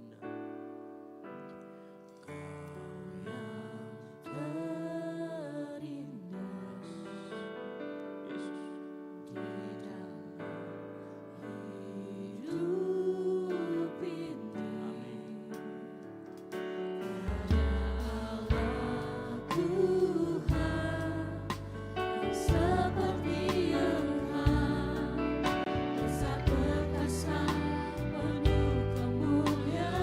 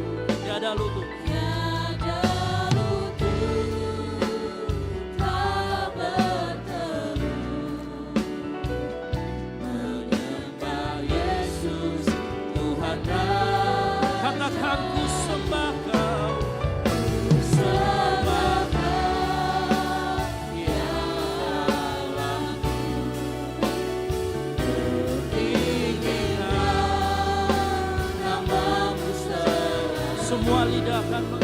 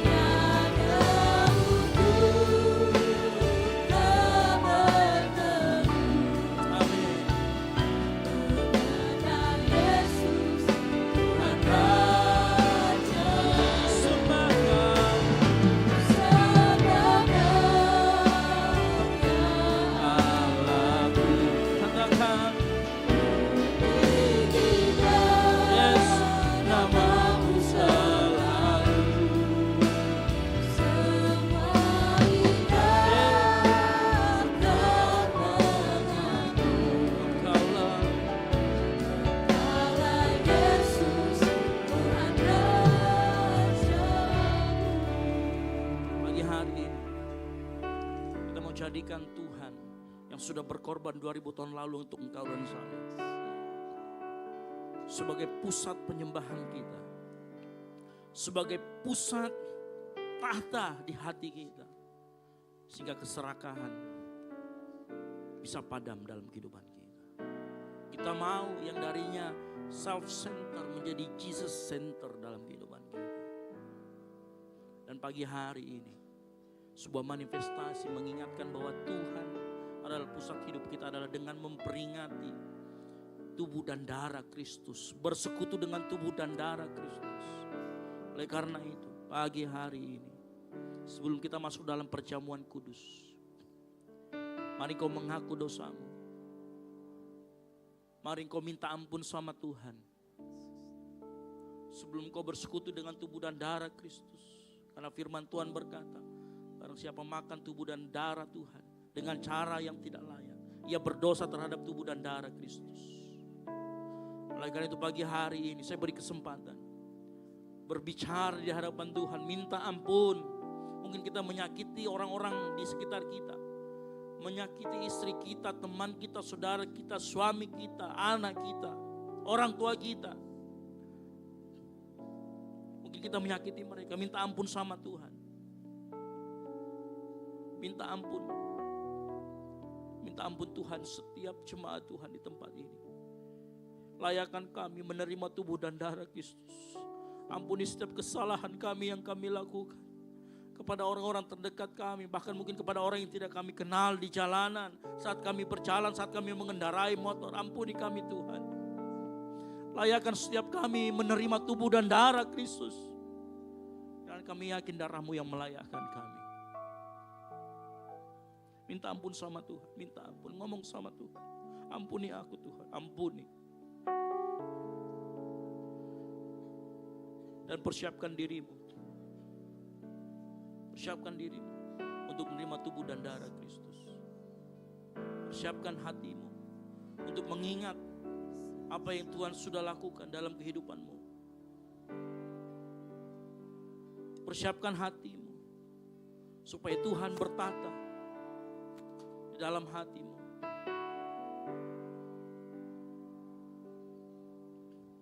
Saya persilakan jemaat Tuhan untuk duduk. Tetap dalam sikap menyembah Tuhan. Para perjamuan saya panggil maju ke depan. Sukacitaku penuh, katakan ku bermazmur. Ku bermazmur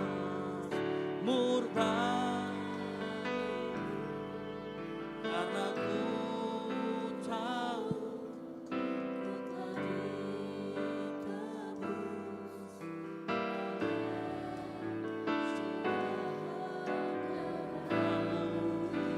ku menari bagimu.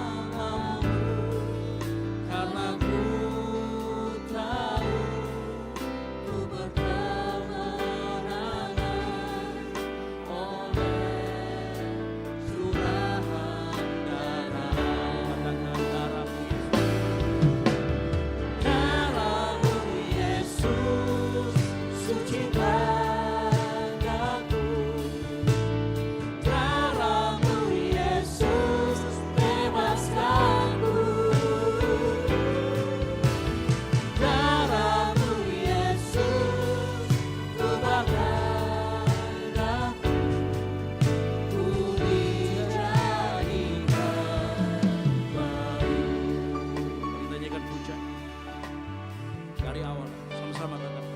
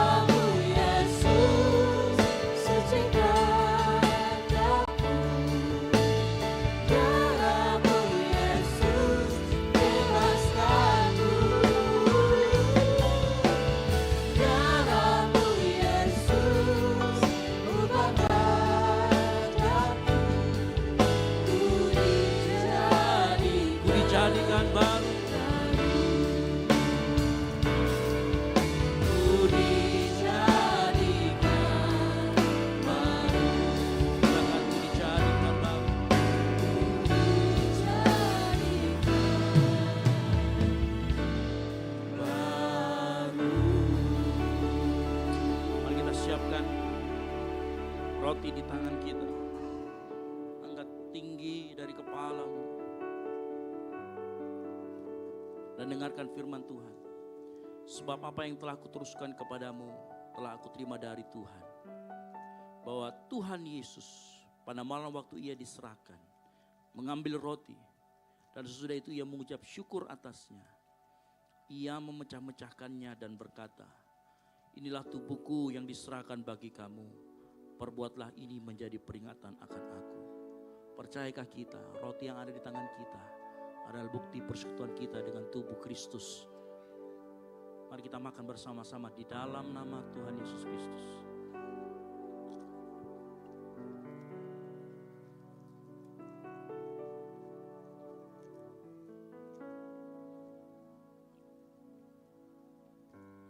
Angkat tinggi cawan yang berisi anggur. Firman Tuhan berkata, demikian juga ia mengambil cawan sesudah makan lalu berkata, cawan ini adalah perjanjian baru yang dimateraikan oleh darahku. Perbuatlah ini setiap kali kamu meminumnya menjadi peringatan akan aku.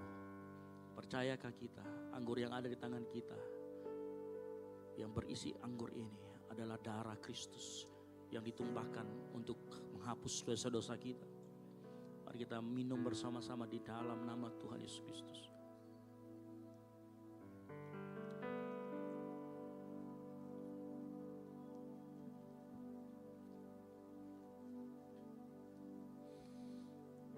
Boleh angkat suaramu, angkat hatimu, katakan terima kasih Tuhan. Katakan terima kasih Tuhan. Bersyukur, bersyukur, bersyukur.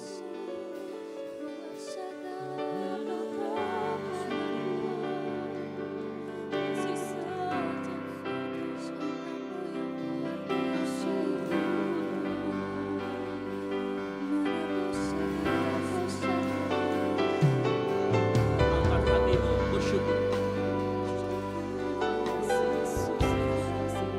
Karya terbesar dalam hidupku, pengorbananmu yang selamatkanku. Engkaulah harta yang tak terbilang, yang ku miliki dan ku hargai.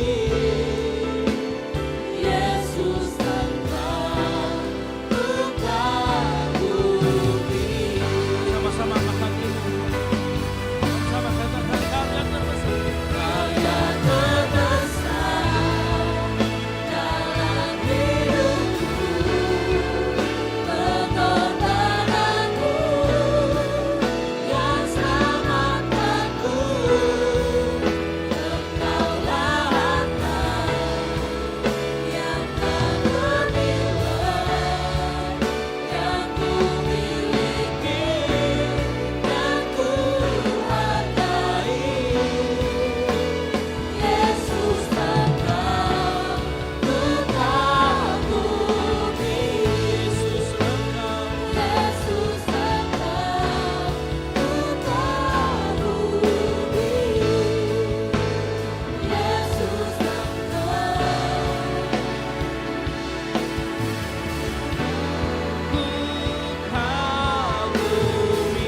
kasih tepuk tangan yang meriah buat Tuhan.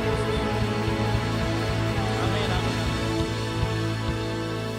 Kami ucap syukur Tuhan buat pagi hari ini. Bapa di surga, Engkau menjawab setiap doa-doa kami. Dan kami yakin juga pagi hari ini, setiap kami pagi hari ini sudah minta ampun di hadapan-Mu, bersekutu dengan tubuh dan darah Kristus, dan kami memperingati apa yang Tuhan Yesus sudah lakukan dalam kehidupan kami. Kami juga mengucap syukur Bapa untuk firman Tuhan yang disampaikan pagi hari ini. Firman Tuhan yang menguatkan kami semua, menghibur kami semua, menegur kami semua. Mungkin kami hidup di dalam kenyamanan yang merugikan orang lain. Kami menjadi serakah yang pasif dalam kehidupan kami. Kami mohon ampun Tuhan. Dan melalui firman Tuhan ini, biar kami terus diingatkan melalui Roh Kudus yang Tuhan taruh dalam hati kami. Agar hidup kami terus diingatkan, hidup kami dibenarkan. Hidup kami bukan hanya menjadi penalu, menjadi parasit, tapi kami berani menjadi berkat bagi banyak orang Tuhan. Terima kasih buat firman Tuhan.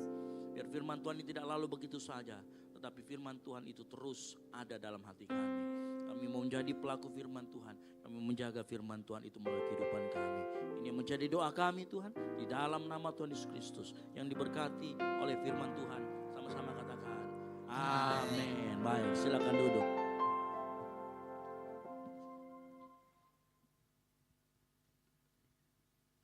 Puji nama Tuhan, kita sudah mendengarkan kebenaran firman Tuhan dan sudah melakukan perjamuan kudus. Saatnya kita akan menabur di tempat ini. Terlebih dahulu saya informasikan kepada setiap jemaat Tuhan, di depan kursi ada tersedia amplop 1 dan amplop 2.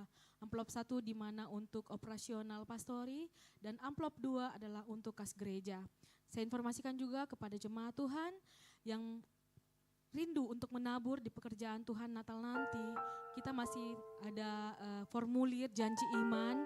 Bagi jemaat Tuhan yang rindu untuk menabur di tempat ini, boleh mengambil kertas yang ada di depan di atas kotak persembahan dan boleh dituliskan nominal angkanya dan nomor telepon. Setelah itu boleh dikembalikan kepada Saudari Vero. Nanti Saudari Vero yang akan bertanggung jawab untuk dana kas Natal kita. Dan bagi jemaat Tuhan yang sudah mengambil formulir janji iman minggu lalu dan ingin mengembalikannya juga, boleh menghubungi Saudari Vero. Mari jemaat Tuhan, kita sudah mempersiapkan persembahan kita. Kita angkat amplop yang ada di tangan kita tundukkan kepala, kita satu di dalam doa. Terima kasih Tuhan Yesus, firman-Mu sungguh menegur kami Tuhan, biarkan hidup kami tidak serakah Bapa, tapi kami mau memberkati Tuhan dimanapun Tuhan tempatkan kami berada. Dan pada saat ini Tuhan, kami akan menabur di tempat ini. Biarkan setiap pemberian kami ini Tuhan Yesus menjadi perluasan kerajaan-Mu di gereja ini Bapa, digunakan dengan sebaik-baiknya Bapa, dan untuk menjadi berkat Tuhan. Tuhan terima kasih Bapa untuk kebaikan Tuhan di dalam kehidupan kami. Saatnya kami menabur di dalam nama Tuhan Yesus, terpuji nama-Mu, haleluya, amin. Baik jemaat Tuhan, untuk persembahan akan dimulai di sebelah kiri saya, tengah dan kanan, dan akan diarahkan oleh pelayan Tuhan bagian Aser. Tuhan Yesus memberkati.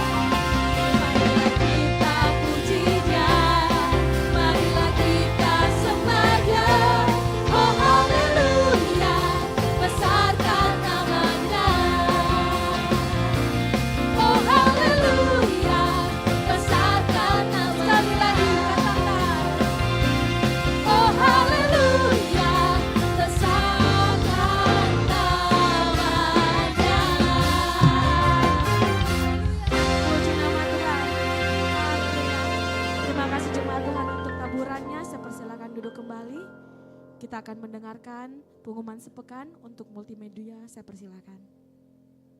Jemaat yang dikasihi Tuhan, berikut beberapa informasi kegiatan GBI Oikumene selama 1 minggu ke depan.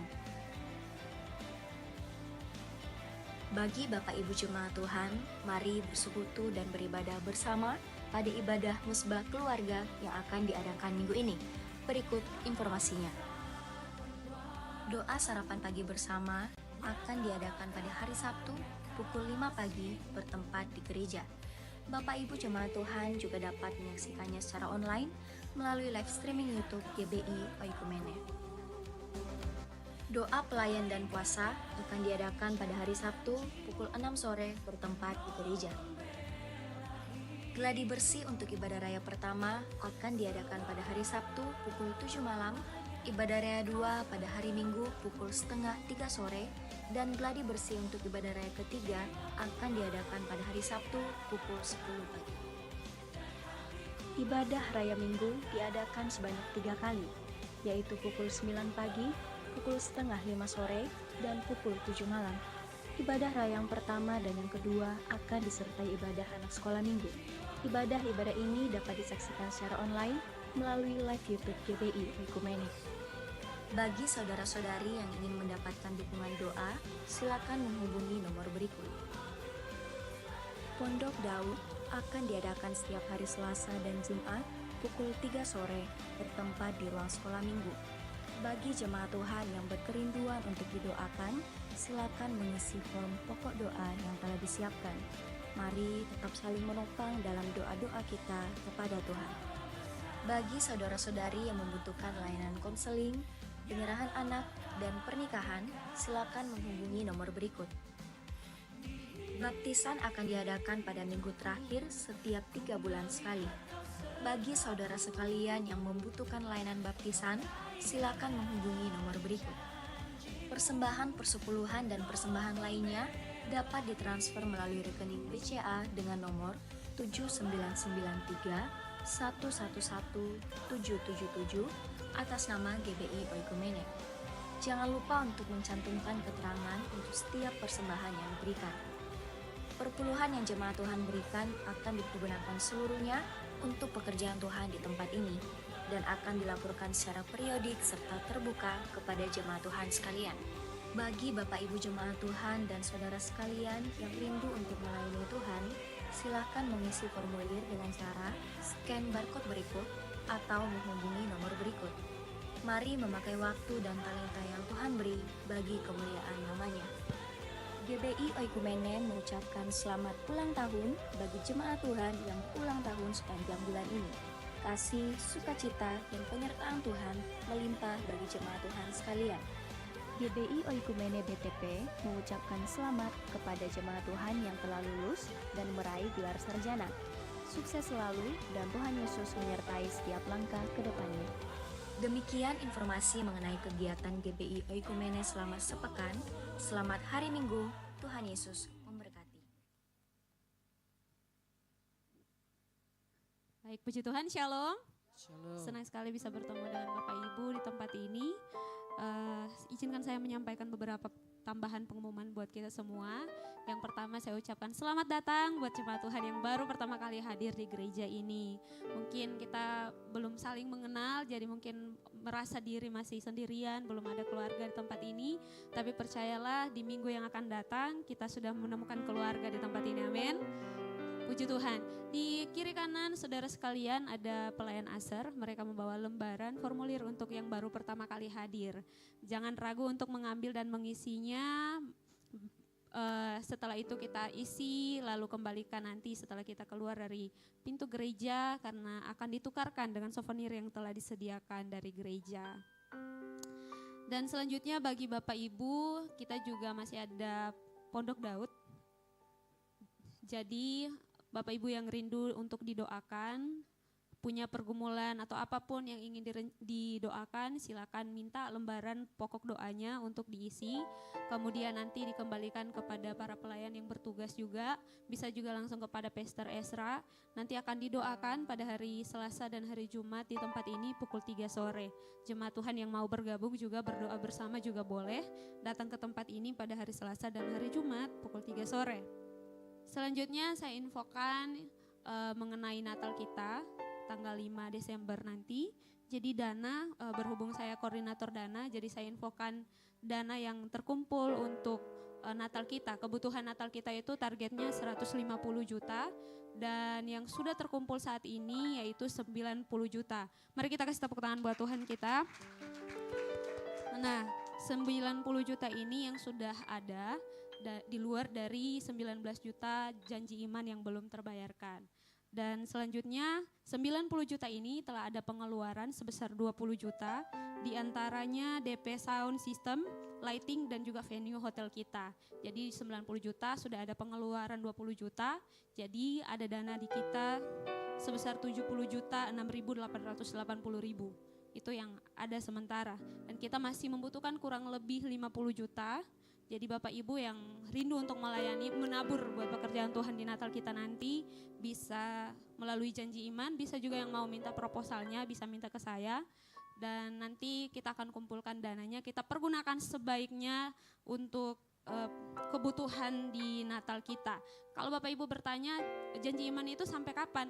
Ya pastinya sebelum Natal kita ya, sebelum tanggal 5. Kalau tanggal 10 itu sudah lewat gitu. Jadi itu mungkin informasi dari dana. Dan Bapak Ibu, mari kita persiapkan diri kita sekali lagi seperti yang telah diumumkan tadi oleh Pastor Ezra.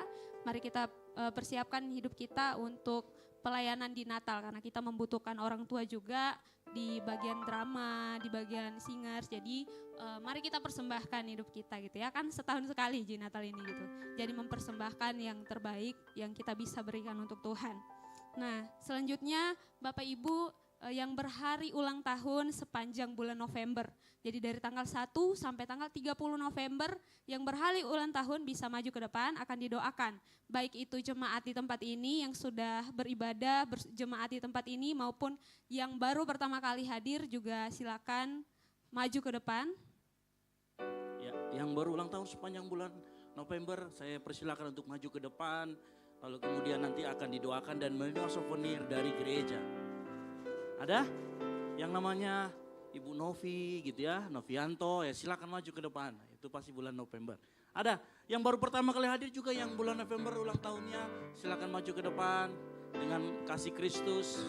Ada yang bulan November silakan, jangan malu-malu. Ya, siapa lagi? Ya, ini harus dipancing dulu memang ya. Mari gitu. maju ke depan. Ayo silakan maju ke depan. Sebelah sini menghadap ke jemaat Tuhan. Ada lagi? Ayo, jangan malu-malu. Nanti souvenirnya bagus dari gereja. Ya, ada lagi? Tidak ada yang pria? November. Yang laki-laki? Ada? Ada lagi? Yang bulan November? Ya. Oke, kalau tidak ada lagi mari kita angkat tangan kita arahkan ke saudara-saudara kita yang berulang tahun sepanjang bulan November ini. Bapak di surga, kami ucap syukur buat saudara-saudara kami yang berulang tahun sepanjang bulan November ini. Biar kasih karunia Allah berjalan di depan mereka sehingga apapun yang mereka lakukan, baik itu sebagai ibu rumah tangga, sebagai bekerja dimanapun mereka berada, maupun tugas mereka sebagai anak orang tua, Tuhan memberkati dan Tuhan terus memberikan ide-ide cemerlang, terus memberikan inovasi-inovasi terbaru dalam kehidupan mereka sehingga kehidupan mereka menjadi berkat bagi banyak orang. Berkati keluarga mereka, anak mereka, orang tua mereka dimanapun mereka berada. Dan biarlah anugerah Bapa terus mengalir di usia mereka yang baru. Di dalam nama Tuhan Yesus Kristus kami ucap syukur dan berdoa. Haleluya.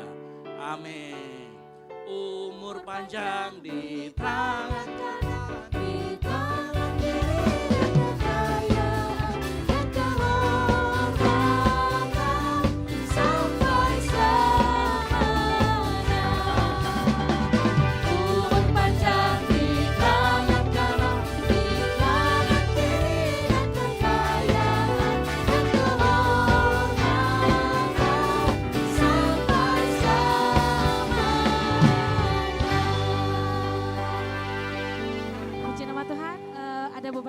tambahan pengumuman lagi yang mungkin ada tadi terlewatkan. Jadi saat Natal kami minta kesediaan jemaat Tuhan untuk ikut serta di dalam paduan suara. Jadi kita ada namanya paduan suara untuk jemaat. Jadi saya rindu kita semuanya terlibat, bapak-bapak, ibu-ibu, anak muda yang tidak mengambil bagian dalam drama atau pelayanan lain tolong bisa bergabung bersama kita untuk di paduan suara jemaat. Jadi nanti kita akan share untuk lagu yang akan kita nyanyikan saat Natal. Dan pengumuman kedua yaitu tadi yang terlewatkan, ada panitia Natal mengadakan basar jus di bawah. Jadi itu salah satu bentuk pencarian dana kita. Jadi Bapak Ibu boleh dibeli untuk basarnya seharga 22.000 dan ada kebab seharga 15.000. Oke, mungkin itu saja pengumuman tambahan. Bapak Ibu jemaat Tuhan, mari kita semua bangkit berdiri dan kita akhiri ibadah kita siang hari ini. Terpuji nama-Mu Tuhan. Haleluya.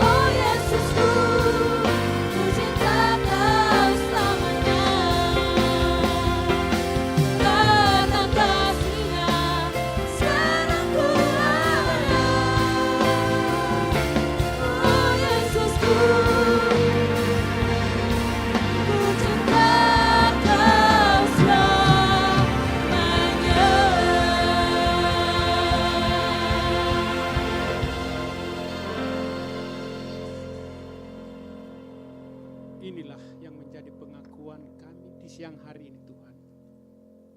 Sekali Yesus, tetap Yesus untuk selama-lamanya. Tidak ada yang bisa mengambil alih dari kehidupan kami selain Engkau Tuhan. Karena Engkaulah Tuhan, Engkaulah Allah, Engkaulah yang sanggup melakukan segala sesuatunya di dalam kehidupan kami. Olehnya kepadamu-lah Tuhan Yesus, kami selalu datang berserah, membawa kehidupan kami ke dalam tangan pengasihan-Mu. Karena hidup ini, Engkaulah yang berdaulat adanya. Dengan iman kami jugalah Tuhan, bahwa pasti dan selalu yang terbaik, Tuhan pasti siapkan buat kami. Ketika kami sungguh-sungguh ada di dalam Engkau Tuhan. Iman kami juga bahwa Engkau tidak akan pernah meninggalkan kami. Engkau selalu ada bersama dengan kami. Engkau menuntun kami ke jalan-jalan-Mu yang terindah Tuhan. Agar kami tidak terjatuh terpeleset. Tetapi kami percaya tangan-Mu terus ada memegang kami. Kepadamu-lah kami tetap berserah dalam kehidupan ini. Apapun aktivitas kami Tuhan. Kami percaya dan kami imani. Ketika kami serahkan sepenuhnya ke dalam tangan-Mu, Engkau pasti akan memberkati, Engkau akan menuntun dan memberikan solusi-solusi yang terbaik di dalam kehidupan kami. Terpujilah Engkau kekal selama-lamanya, Tuhan Yesus. Saat ini juga Tuhan kami mau berdoa bagi saudara-saudara kami, sahabat-sahabat kami yang tidak Tuhan dapat hadir di pagi hari ini. Mungkin Tuhan ada mereka berhalangan dalam sakit penyakit, dalam masalah apapun bentuknya Tuhan. Kami imani, kami percaya Engkaulah Tuhan kami, Engkaulah Allah kami yang kami sembah, Engkaulah sang pembuat mujizat, Engkaulah yang terus menyatakan Tuhan kekaguman kami kepadamu. Olehnya Bapa, jemaat kami, umatmu yang sakit, kami hanya berseru dan minta dalam nama Tuhan Yesus. Tuhan jamah, Tuhan pulihkan, Tuhan sembuhkan dari dalam bentuk apapun penyakitnya. Tuhan angkat, Tuhan angkat, Tuhan jamah, Tuhan sembuhkan. Dan biarlah hari-hari yang akan datang kami dapat berkumpul bersama. Dan Tuhan Yesus yang saat ini mengalami problem masalah, Tuhan kami percaya Engkau tetap memberikan solusi yang terbaik. Kami percaya dan kami imani. Ketika berbeban berat, kami datang bawa kepadamu. Engkau akan meringankan beban ini. Itulah iman percaya kami bahwa Yesus sanggup melakukan segala sesuatu. Terima kasih Tuhan. Terlebih Tuhan, kami telah dikuatkan. Kami telah disegarkan kembali di dalam kebenaran firman-Mu. Tuhan, kami mau benar-benar taat dan setia. Janganlah Tuhan hati kami dipenuhi dengan keserakahan, tetapi biarlah Roh-Mu yang akan mengubahkan semuanya dalam hidup kami. Olehnya Tuhan, kami berseru dan minta dalam nama Yesus, roh keserakahan yang ada pada diri kami, kami tengking, kami usir dalam nama Yesus. Dan roh sukacita menjadi bahagian dalam hidup kami. Terima kasih Tuhan. Terima kasih hamba-Mu yang Kau telah percayakan di pagi hari ini. Dalam penyampaian isi hati Tuhan, kami mohon Tuhan Yesus, kembalikan pengurapan-pengurapan-Mu kepada hamba-Mu. Agar Tuhan kemanapun dan dimanapun, dalam bentuk apapun pelayanan yang Tuhan percayakan kepada-Mu, biarlah Roh Kudus-Mu Tuhan yang akan berbicara lewat mulut bibirnya. Sehingga Tuhan, nama Tuhan saja yang ditinggikan, nama Tuhan yang dipermuliakan. Keluarganya Tuhan, anak istrinya Tuhan, Engkau juga berkati adanya. Juga ya Bapa, kami berdoa bagi gembala kami yang saat ini dalam usia yang sudah lanjut. Tuhan, kami mohon Engkau selalu memberikan kesehatan yang prima. Engkau kuatkan terus dengan kasih karunia-Mu. Sehingga Tuhan lewat semuanya hanya Engkaulah ditinggikan, Engkaulah yang dipermuliakan. Tuhan Yesus, demikian juga kami mohon, kami berdoa. Kiranya Tuhan, anak-anak ketebusan-Mu yang telah mengambil bahagian dalam pelayanan ini, Tuhan, dalam bentuk apapun Tuhan, kiranya Tuhan Engkau nyatakan belas kasihan-Mu, Engkau nyatakan urapan-urapan-Mu kembali kepada mereka. Dan biarlah Tuhan berkat sukacita-Mu, berkat kebahagiaan dan damai sejahtera-Mu terus menerus mengalir dalam hidup mereka, dalam keluarga mereka, dalam studi, dalam pekerjaan, dalam bentuk apapun Tuhan. Nama Tuhan Yesus sajalah yang ditinggikan, yang dipermuliakan. Terima kasih. Juga Tuhan, kami berdoa bagi bangsa dan negara kami. Kami tetap taruh hanya ke dalam tangan-Mu Tuhan. Mulai dari pusat sampai daerah terpencil, siapapun itu Tuhan, dari presiden sampai RT Tuhan, kami serahkan semuanya ke dalam tangan-Mu. Biarlah hikmat daripada-Mu Tuhan mewarnai kehidupan mereka. Sehingga Tuhan di dalam mengambil setiap keputusan-keputusan, biarlah roh takut akan Engkau menjadi bahagian di dalam hidupnya. Olehnya kami serahkan di dalam nama Tuhan Yesus, sertai mereka. Berikanlah kesehatan, kekuatan bagi kehidupan mereka Tuhan. Khusus juga kami berdoa Tuhan, bagi Tuhan rencana perayaan Natal kami Tuhan pada tanggal 5. Engkau Tuhan telah tahu dan Engkau telah mengenal. segala kebutuhan kami, iman kami, bahwa Tuhan yang sanggup akan melakukan segala perkara. Tidak ada yang mustahil bagimu Tuhan. Kami menyatukan iman kami dan berseru dan minta dalam nama Tuhan Yesus. Biarlah kiranya lewat perayaan Natal ini Tuhan, akan banyak jiwa-jiwa datang menerima Engkau, berlutut untuk menerima Engkau sebagai Tuhan dan Juru Selamat. Itulah iman kami, agar banyak orang yang percaya, agar banyak orang Tuhan menerima Engkau dengan siapakah yang sesungguhnya mereka agungkan dan muliakan. Hanya Yesus. Yesus satu-satunya. Terpujilah Engkau. Pakai juga pembicara Tuhan. Berikanlah roh-Mu, hikmat-Mu, agar setiap kata, kalimat yang keluar dari mulut bibir hamba-Mu menjadi keberkatan adanya. Terima kasih Tuhan. Dan seluruh Tuhan, tim pelayan-pelayan yang mengambil bahagian di dalam perayaan Natal sebentar pada tanggal 5. Hamba-Mu kami serahkan semuanya ke dalam tangan. Biarlah kiranya Engkau senantiasa menyertai kekuatan, kesehatan, hikmat daripada Allah mewarnai kehidupan mereka. Sehingga perayaan ini Tuhan dapat terwujud di dalam rencana dan rancangan sesuai kehendak-Mu Tuhan. Terpujilah Engkau kekal selama-lamanya.